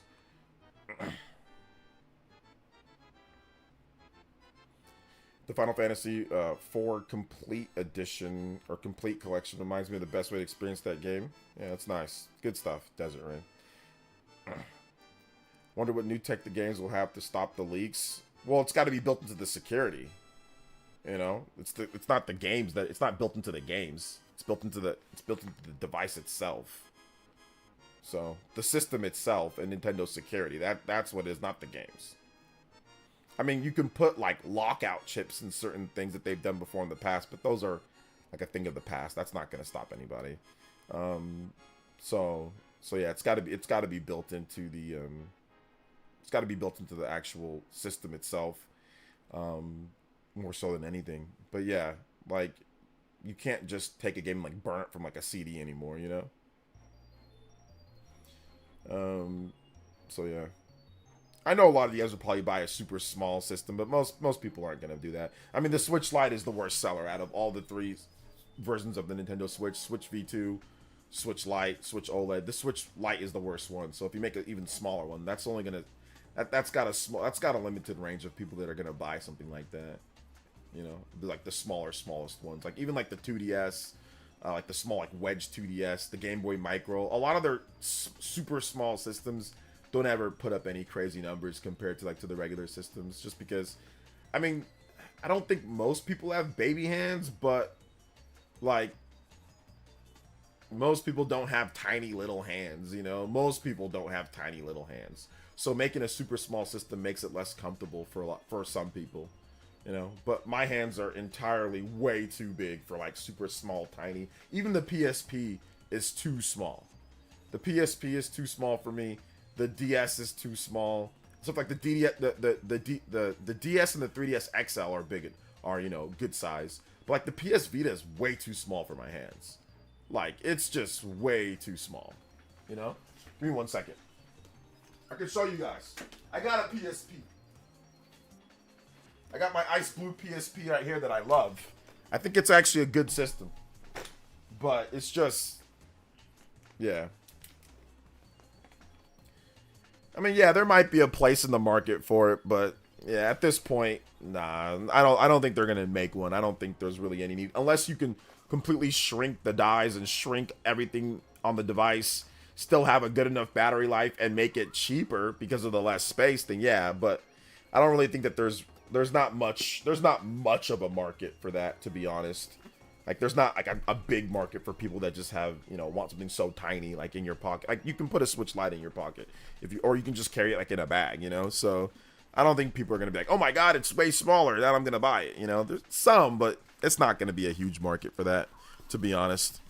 Like, here's my PSP, or sorry, my PS Vita, and while it's definitely okay, my hands are just too big. My thumbs are too big. It's uncomfortable trying to. I have to cork my thumbs back just to play this thing, you know. My thumbs cover all the buttons, like, all at once. Like, it covers every single button all at once. My thumb can completely wrap up this whole side. My hand just, I mean, like, I might be able to go like that and just almost, like, it's just too small, you know. It's just, and this system's not even the smallest system that's been out there, but it's nice though, man. It's nice. It's a nice feel to it, but just, yeah. So maybe something the size of this. Yeah, this is a Japanese import. I think it's ice blue PS Vita. It's a super nice PS Vita. It's actually worth quite a bit. Not at this point, but yeah, a little too small in terms of play. But I get why somebody would want. I mean, not everybody has big old huge, you know, hands like me. So I can understand for some people, kids, smaller hands, you want to have something small like you can just put in your pocket, you know. But yeah, I don't, you know what the funny thing, even when systems can be put in your pocket, I never put them in my pocket. I always carried a sling bag. I've never been a system in my pocket guy. I don't like systems being in my pockets. I don't like having something like a bulky, even if it's like a Game Boy. I don't like having a Game Boy in my pocket. Even when I was younger, I never was a Game Boy I was always a sling bag guy. I never go places, like if I'm going to play a game, I'm bringing a sling bag with me. I'm not putting anything in my pocket, you know? Or I'm going to put all my stuff in my sling bag. But I used to have like a USC or a Fresno State sling bag, and I'd always carry that sling bag around with me if I went somewhere and I wanted to play like my DS or like my PS Vita or like my PSP or whatever. And I'd always put it in that. So I've never been like a super, I need to have like a pocket for a portable system person. I barely like carrying my phone in my pocket. I don't even like carrying my phone in my pocket a lot of the time. So, yeah, I'm not big on like putting a bunch of stuff in my pockets. So yeah. Systems will get wrecked in pockets. Your wallet and keys got to do. Yeah, I think the biggest thing for me is the reason why I stopped putting systems in my pocket was because like when I go to my door, like, you know, sometimes like I'd be wearing like gym shorts if I'm wearing certain shorts, and like, you know, your shorts will kind of swing or they'll kind of move, and like you'll hit your pockets are right there, so sometimes you can hit the door or you can hit things on there with it. So that was the one thing that I was always kind of like, you know, I don't know if I want to put stuff in my pocket, you know? Like, yeah, you have to arrange it like with your keys or your wallet, you know? So and like your phone, all that is like I don't want all that jumbled in my pocket, you know?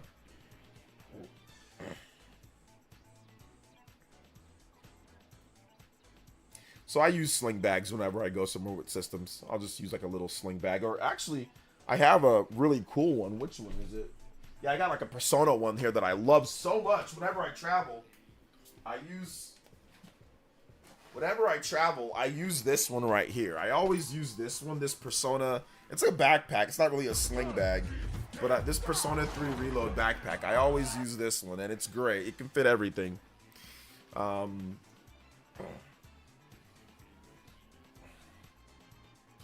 Shoutouts to Crispy Tofu with the $1 and says, hey, OJ, I saw an analyst on YouTube today say that he thought the Nintendo would try to align the Switch 2 release date with when kids got out of school for summer. Do you think Nintendo still markets the kids as their major target? Absolutely, Nintendo markets the kids as their major target. Because if you get a kid as your major target, when they grow up, they'll still play your game. Look at all of us. We're all old now. We're still playing Nintendo's games. So yes, you market to kids. They'll buy your system, and then they will play it. If you can keep them, they'll play it. I learned a very valuable thing when I was at Fresno State, and I was working at the campus there. They were inviting 5-year-olds and 6-year-olds to come see the campus for free and feed them food and talk to them. And I'm like, why are we bringing 5, 6, 7, 8-year-olds to the campus? And then I'll never forget what one of my managers said. She says, you put it in their mind early to come to Fresno State. And I'm like, oh. And I just shook my head. And it's so funny. They've had so many students at Fresno State that have went there, that have been born and raised in Fresno or Clovis, and they went to a summer program at Fresno State for free, where they got free food and they got free stuff, and they've had it in their mind since they were 5, 6, 7, 8, 9, 10 to go to Fresno State. And there are so many kids that were like, oh yeah, I remember I did the program where they came and they gave us, I like Fresno State, so now I'm going to spend 20 grand or 30 grand or whatever it costs to go there. So yeah, it's called a marketing tech. Absolutely. Indoctrination, whatever you want to call it, it's smart marketing. You get them from the beginning. Hey, look, you want to come to this school, right? And that's how it is. Fresno State even has a high school on campus. They even fund that, where it's a separate high school on campus. So then that also entices more people to stay right where you're at. Don't go somewhere else. Stay right where you're at. You can go straight from here to there. And we'll give you a discount too. You get a little discount too. So yeah, that's one of the things. That's marketing. Absolutely, they market to kids. Why would you not? That's the smart thing to do. That's why they still have all of us. We all started playing when we were kids, right? Exactly. I don't play Nintendo because I played as a kid. I play Nintendo because they make the best games, and you know this, you know this. all right, Doc Nin 128. So yeah, Nintendo markets the kids so they can get them playing, but then they also have games that they're games that they build. Adults can play it too. So a kid can love Super Mario Odyssey. An adult can love Super Mario Odyssey. A kid can love Super Smash Brothers. An adult can love Super Smash Brothers. So they make games that have a wide range of people that can play and enjoy. So if you're a 6-year-old, you go out there, you want to play the next Smash Brothers game, you'll buy it. If you're a 26-year-old, you want to play the next Smash Brothers game, you'll do it. That's the smart thing. And that's the reason why Nintendo has a consistent flow of customers and big sales for their games for decades, because they can appeal and sell to everyone. Absolutely, Crispy Tofu.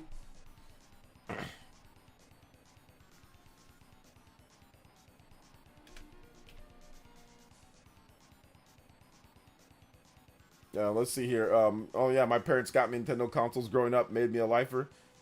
There's not a single company, maybe outside of... There's not a single gaming company that wouldn't want Nintendo's IP and libraries. If you said to Microsoft, well, maybe not Microsoft now that they got everything, but before this whole thing, but you can take any publisher, any developer, and say, hey, look, we'll swap our catalog for your catalog. Every single publisher would swap their catalog. If somebody said Nintendo's up for sale, you can buy Nintendo for if you have the money and they're willing to sell. Everybody that had the money and they're willing to sell would want what they have. There's not a single person, not a single smart business or entity that wouldn't want what Nintendo has in terms of things. So it's not a negative thing that they market or sell to kids. That's a positive thing, because when you were a kid, you played the games too. The problem with it is that a lot of people online think that it's like not cool or it's something stupid like that, which is dumb because there are people that are now that played God of War when they were kids, and now God of War is still God of War. Like God of War came out in 2005 or something like that, 2004, 2005, mid 2000s. It's been 20 years now, and that's God of War. So some of these people who started playing God of War when they were 10, 11, they're still playing God of War now. They got them when they were kids. Yes, it's a mature rated game, but some people played it back then. They're still trying to sell the game to people that played it when they were younger, whatever the case is. You know, Ratchet and Clank. That's a series that's been around for like 20 years. They're still trying to market to people that play Ratchet and Clank when they were younger. Nostalgia, whatever the case is, you know? So regardless, absolutely, you want that kid market, man. It's a big market. Campaigning for Sega and Atlas to bring Persona 5 Royal to Switch, and I was right. And it came over.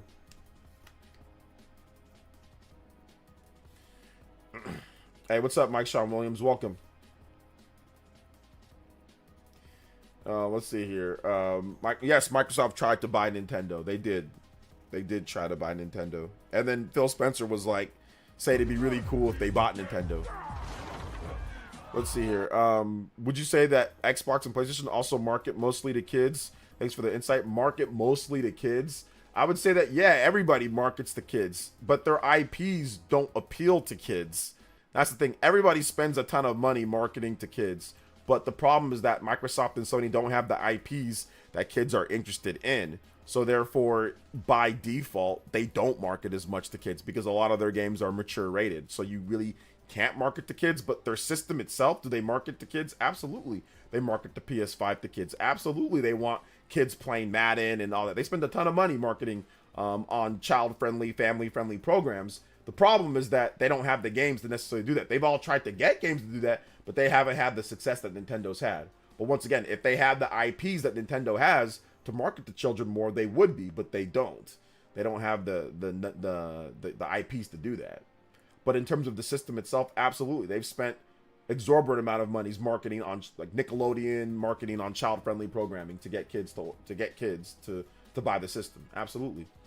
Because you got to preserve for the future. If you only focus on people that are old, you're never going to, the old people are going to be gone or be done or whatever the case is, and the new people aren't going to want your product. So you got to focus on children. You got to focus on children to help. And then you've also got to supplement that with games that adults can play too, like Fire Emblem, like Metroid, like Zelda. Kids can play Zelda too, but whatever. You know what I'm saying? Like other stuff as well. So you got to have a balance, like Bayonetta, you know, games like that. So thank you for the $2 though, Crispy Tofu. Appreciate that. Let's go.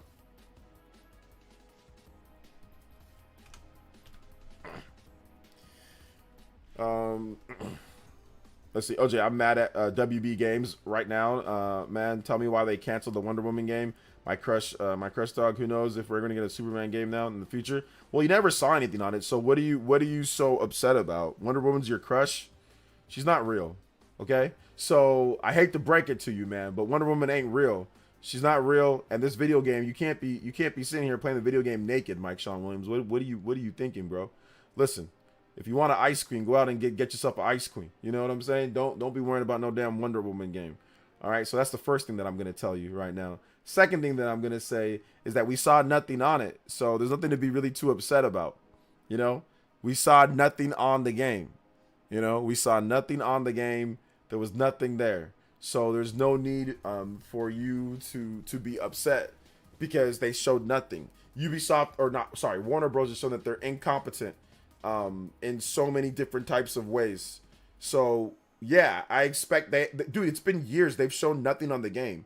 I expect there to be nothing because they've shown nothing, and I don't trust them. You should never trust Warner Bros. Warner Bros. Is not a dependable company. So the fact that you got yourself riled up for a Warner Bros. Game, that's the first mistake that you made. Hopefully you won't make the same mistake. I did that with Multiverses. Got myself riled up. That was a big mistake. Suicide Squad. I didn't really get riled up. Actually, no, I kind of had it on one of my top lists. Got myself, maybe that might be good. Trash. So, I mean, fool me once, fool me twice, fool me. But you know, you guys know what the saying is. So yeah, stop getting excited for Warner Bros. They've been perpetually trash. So Rin says, it's Rin Ronaldo. What's up, Rin? VTuber Space Dragon boy. Okay, that's a handful. That's why I'm slowly thinking of changing my stories to be kid friendly so they can grow up with my characters. Yeah, it's a good idea.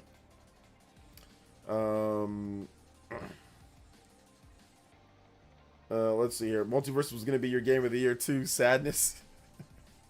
I mean, it'd probably be your game of the year too if you didn't run away from the tournament, Party Man, or if you didn't run away from the invitational, from the gameplay. If you didn't run. Oh man, Party Man hit that Mach 5 speed, bro. He was like, shh. That hit reverse flash. You know, this man was out of there when he heard that it was void in the cat. This man called and said, give me more hours on the clock. Oh, but you're off, Party Man. Nah, man, I ain't off yet. Y'all need any help around here? Y'all need any help around here? Let me help y'all out around here. I'm at work. This man made up an excuse to stay. Party Man usually loves coming home. That day he made an excuse to stay at work. I'm trolling Dog, which is my favorite female character. I know you're trolling. I like Wonder Woman too. She's like one of my favorite characters as well. I'm just messing with you back. This man volunteered to stay. Looks like you made the right choice. Yeah, you made the right. Yeah, sure you made the right choice. Of course you did. Maybe we would have got a game, Party Man. Maybe we would have won something if I had an actual, like, you know, different type of not two freaking tanks on the screen. Man, dude, that was so embarrassing, bro. That was so embarrassing. I didn't even know what happened, bro. I'm playing. I don't even know what's happening to me. It was a blur. Those guys are way too good at the game. You and Dark had it down, man. Yeah, I know. Seriously.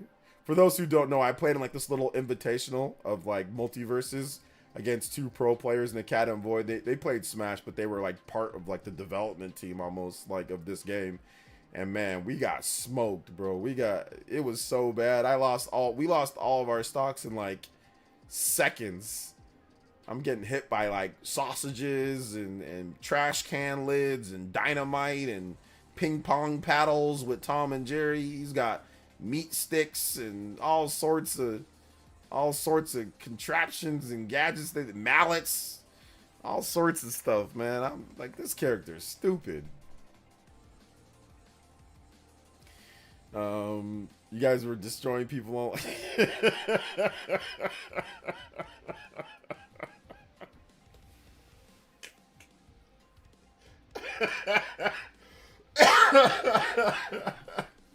Yeah, we were destroying people online though.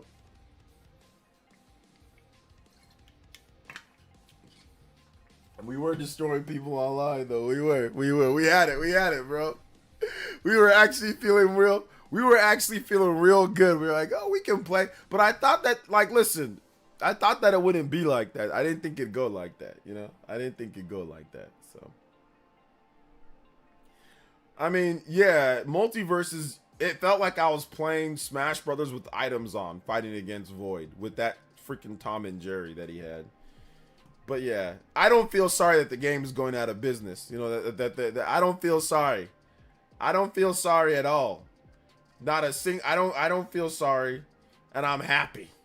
I'm actually happy that that's happening now. You know.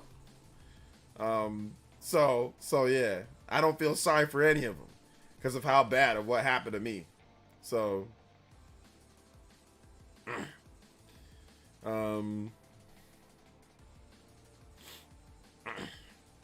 So I don't feel bad whatsoever.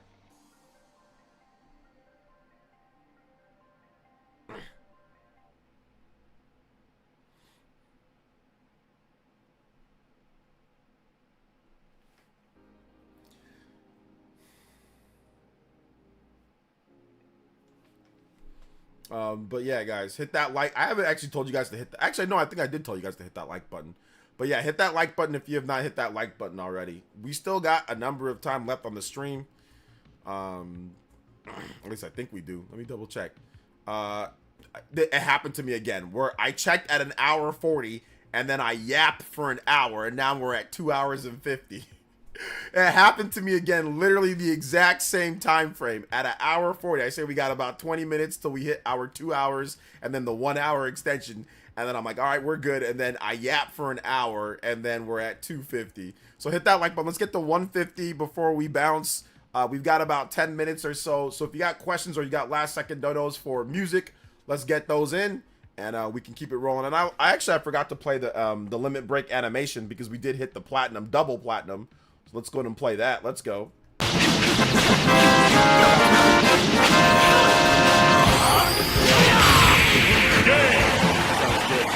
Feels good. Shout outs to Bead Queen. Thank you so much for the support. She got us to that platinum. Although a lot of you guys were here with the drop in the support. So I'll go over some thank yous as well. So Crispy Tofu, thank you for your support as well. Appreciate you, man. Bead Queen, once again. Deported Sicilian, the cool guy. Shaw X, Minato Mario. Shout out to all the elite ninjas here too as well. Super Christian Me World, DeAndre. Justin, thank you for the support. Multiple ones. Aries EMS with the 3 months and with the 10 gifted. Super Christian Me World. Nick 93. Jazzy Jefferson with the double back-to-back $20 dono. Appreciate that. Carlos Hernandez as well. Nick 93 again. Party Man 2. Thank you so much for partying with the 83 months. Minato Mario 2. So yeah, we got those are the shout outs, but let's continue on here. I got questions for like another 10 minutes, so let's get those in as well. Let's get those in. We got questions about topics, whatever you want to discuss, the Switch 2, whatever else you guys want to discuss, let's do it for this last 10. I'd love to see the SNES version of SimCity get remade with some quality of life improvements. Still one of my favorite games. Yeah, that'd be pretty cool. I'd be down for that. I mean, I'm not a big SimCity guy, but I'll be honest, man. Back in the day, I used to get down in SimCity for the Super Nintendo, man. I used to get down on it. I was like, okay, this is pretty cool. You know? So, I thought it was pretty cool.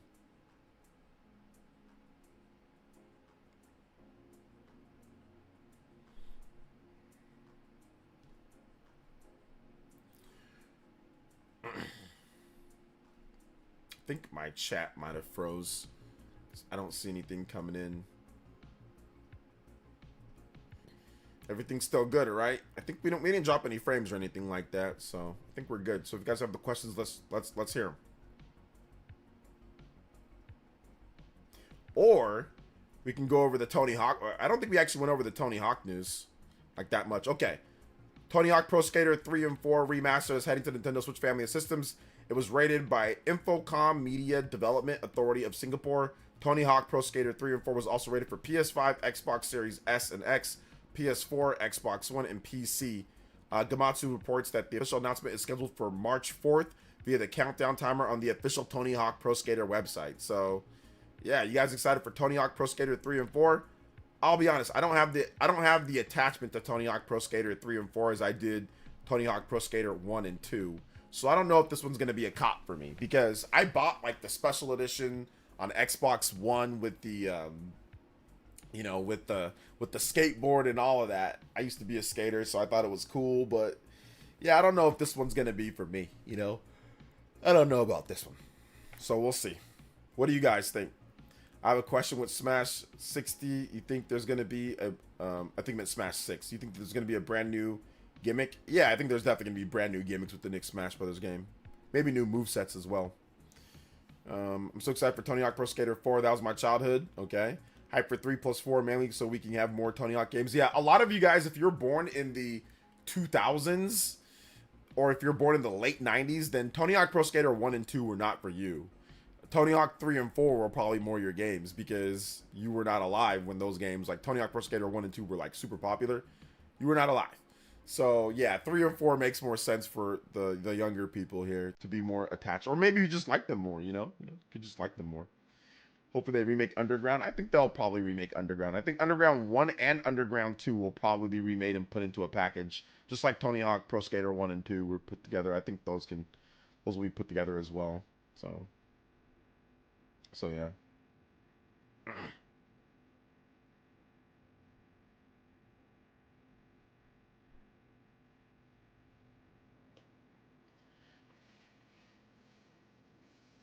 Let's see here. You just like them more. You wish Oh wow, so you like 3 and 4 more than 1 and 2? Man, okay. 3 and 4 are better, I guess, technically than 1 and 2 because they got everything that 1 and 2 has and then some. So yeah, there's that.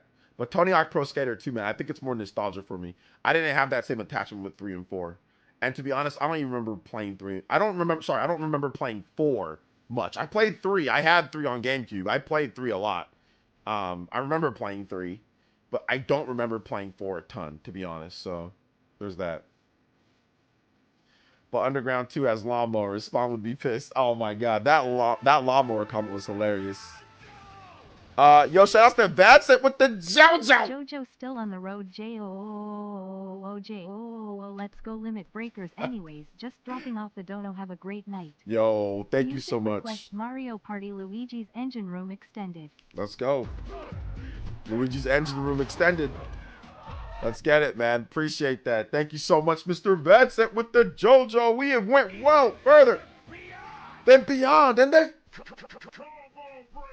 Yes, sir. Thank you so much, Vincent. Thank you for that big $12 dono.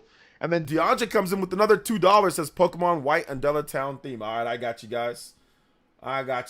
Let's get that music going on the way out. Shout outs to my man Vatsa. He's always driving. He out here working, bro. He's working. I'm gonna do my best to give you entertainment while you're on the road, man. I know it can get lonely. Luigi's Engine Room Extended. All right. Thank you so much for the support, guys.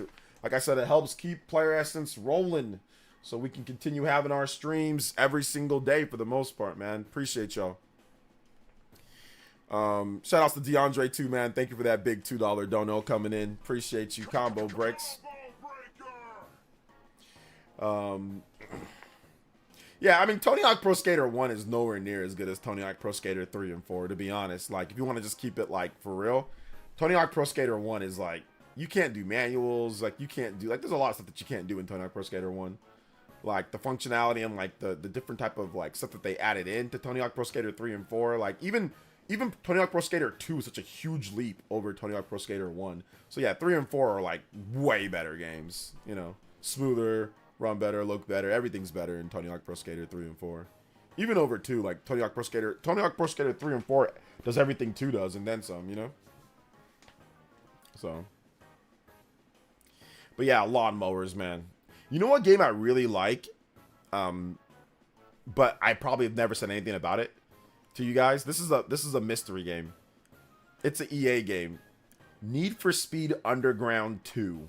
Have any of you guys played Need for Speed Underground 2? I think that game was incredible. I loved it. It came at the height of like Fast and the Furious like popularity, or like one of the heights, I guess, of Fast and the Furious popularity, and like everybody thought that that game was incredible. Need for Speed Underground 2. I love that game. And you guys know me, I'm not a racing guy, but for some reason Need for Speed Underground 2 was lit. Have they ever remastered that game or anything like that? Have they ever remastered that? I'm not sure if they ever remastered that game.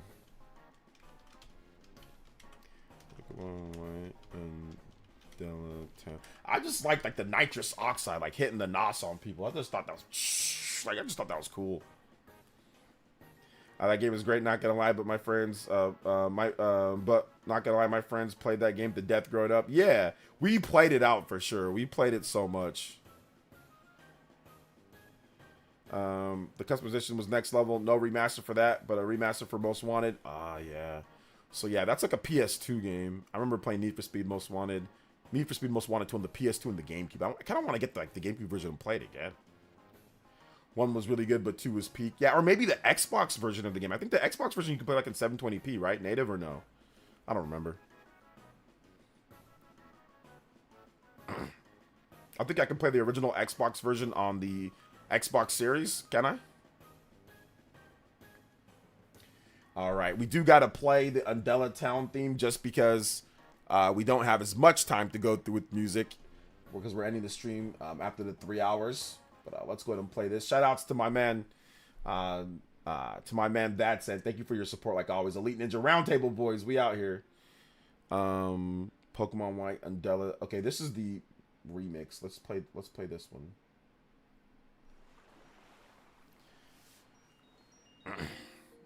Drag racing was the best. Yeah, drag racing was cool.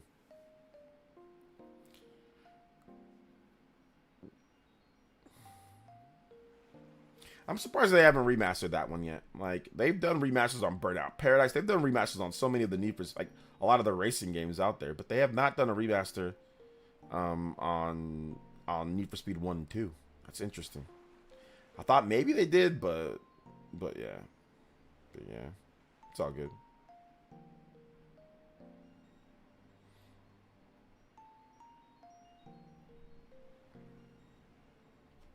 Best version is Xbox. Yeah, I think the best version is Xbox. Xbox had a lot of, like, in that 6th generation, Xbox often had a lot of, like, the best versions of the game. Most powerful system, custom soundtracks within the hard drive. Like, there's a lot of cool stuff that you can do. Like, sometimes 720p support, you know, widescreen support. Which Mumor remix is this again? This is not a remix anymore, but that was, this was the Undella Town. But yeah, I accidentally played the remix first. But yeah, Pokemon Black and White, Undella Town.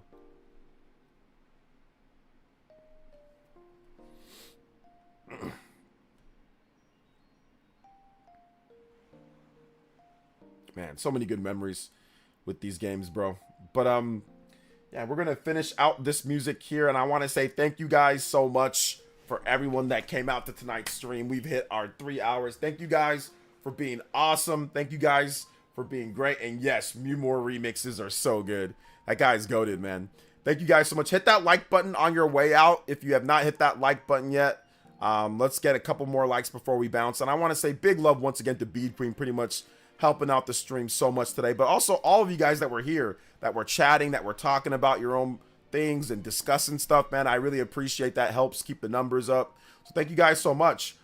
If you have not seen my video today, I have a brand new video out. It would be great if you guys go check that out. I'm talking about how the Nintendo Switch 2 never needed Steam Deck. So if you haven't seen that video, check it out. It's a response to Eurogamer. Yo, shout outs, Clabby. Appreciate you being here, brother. What's good? 14, 15-year-old me looking up Lambo door kits for various cars after playing Underground 1 and 2. Nice, man. Let's go. But shout outs, man. Thank you guys for everything. Like I said, we should be live tomorrow, but we might not because I might be preparing, getting ready for a bunch of stuff that I got to do on Thursday. So I might take tomorrow off to kind of rest up a little bit and to be prepared to wake up bright and early for the Pokemon Presents. So I'll have a video for you guys tomorrow, probably based on whatever news that comes out. And then on Thursday, we'll start the stream early for the Pokemon Presents. Does that sound good? All right, I think we're good there. So, all right, guys. Love y'all so much. Thank you for everything. And we'll see you for the next one.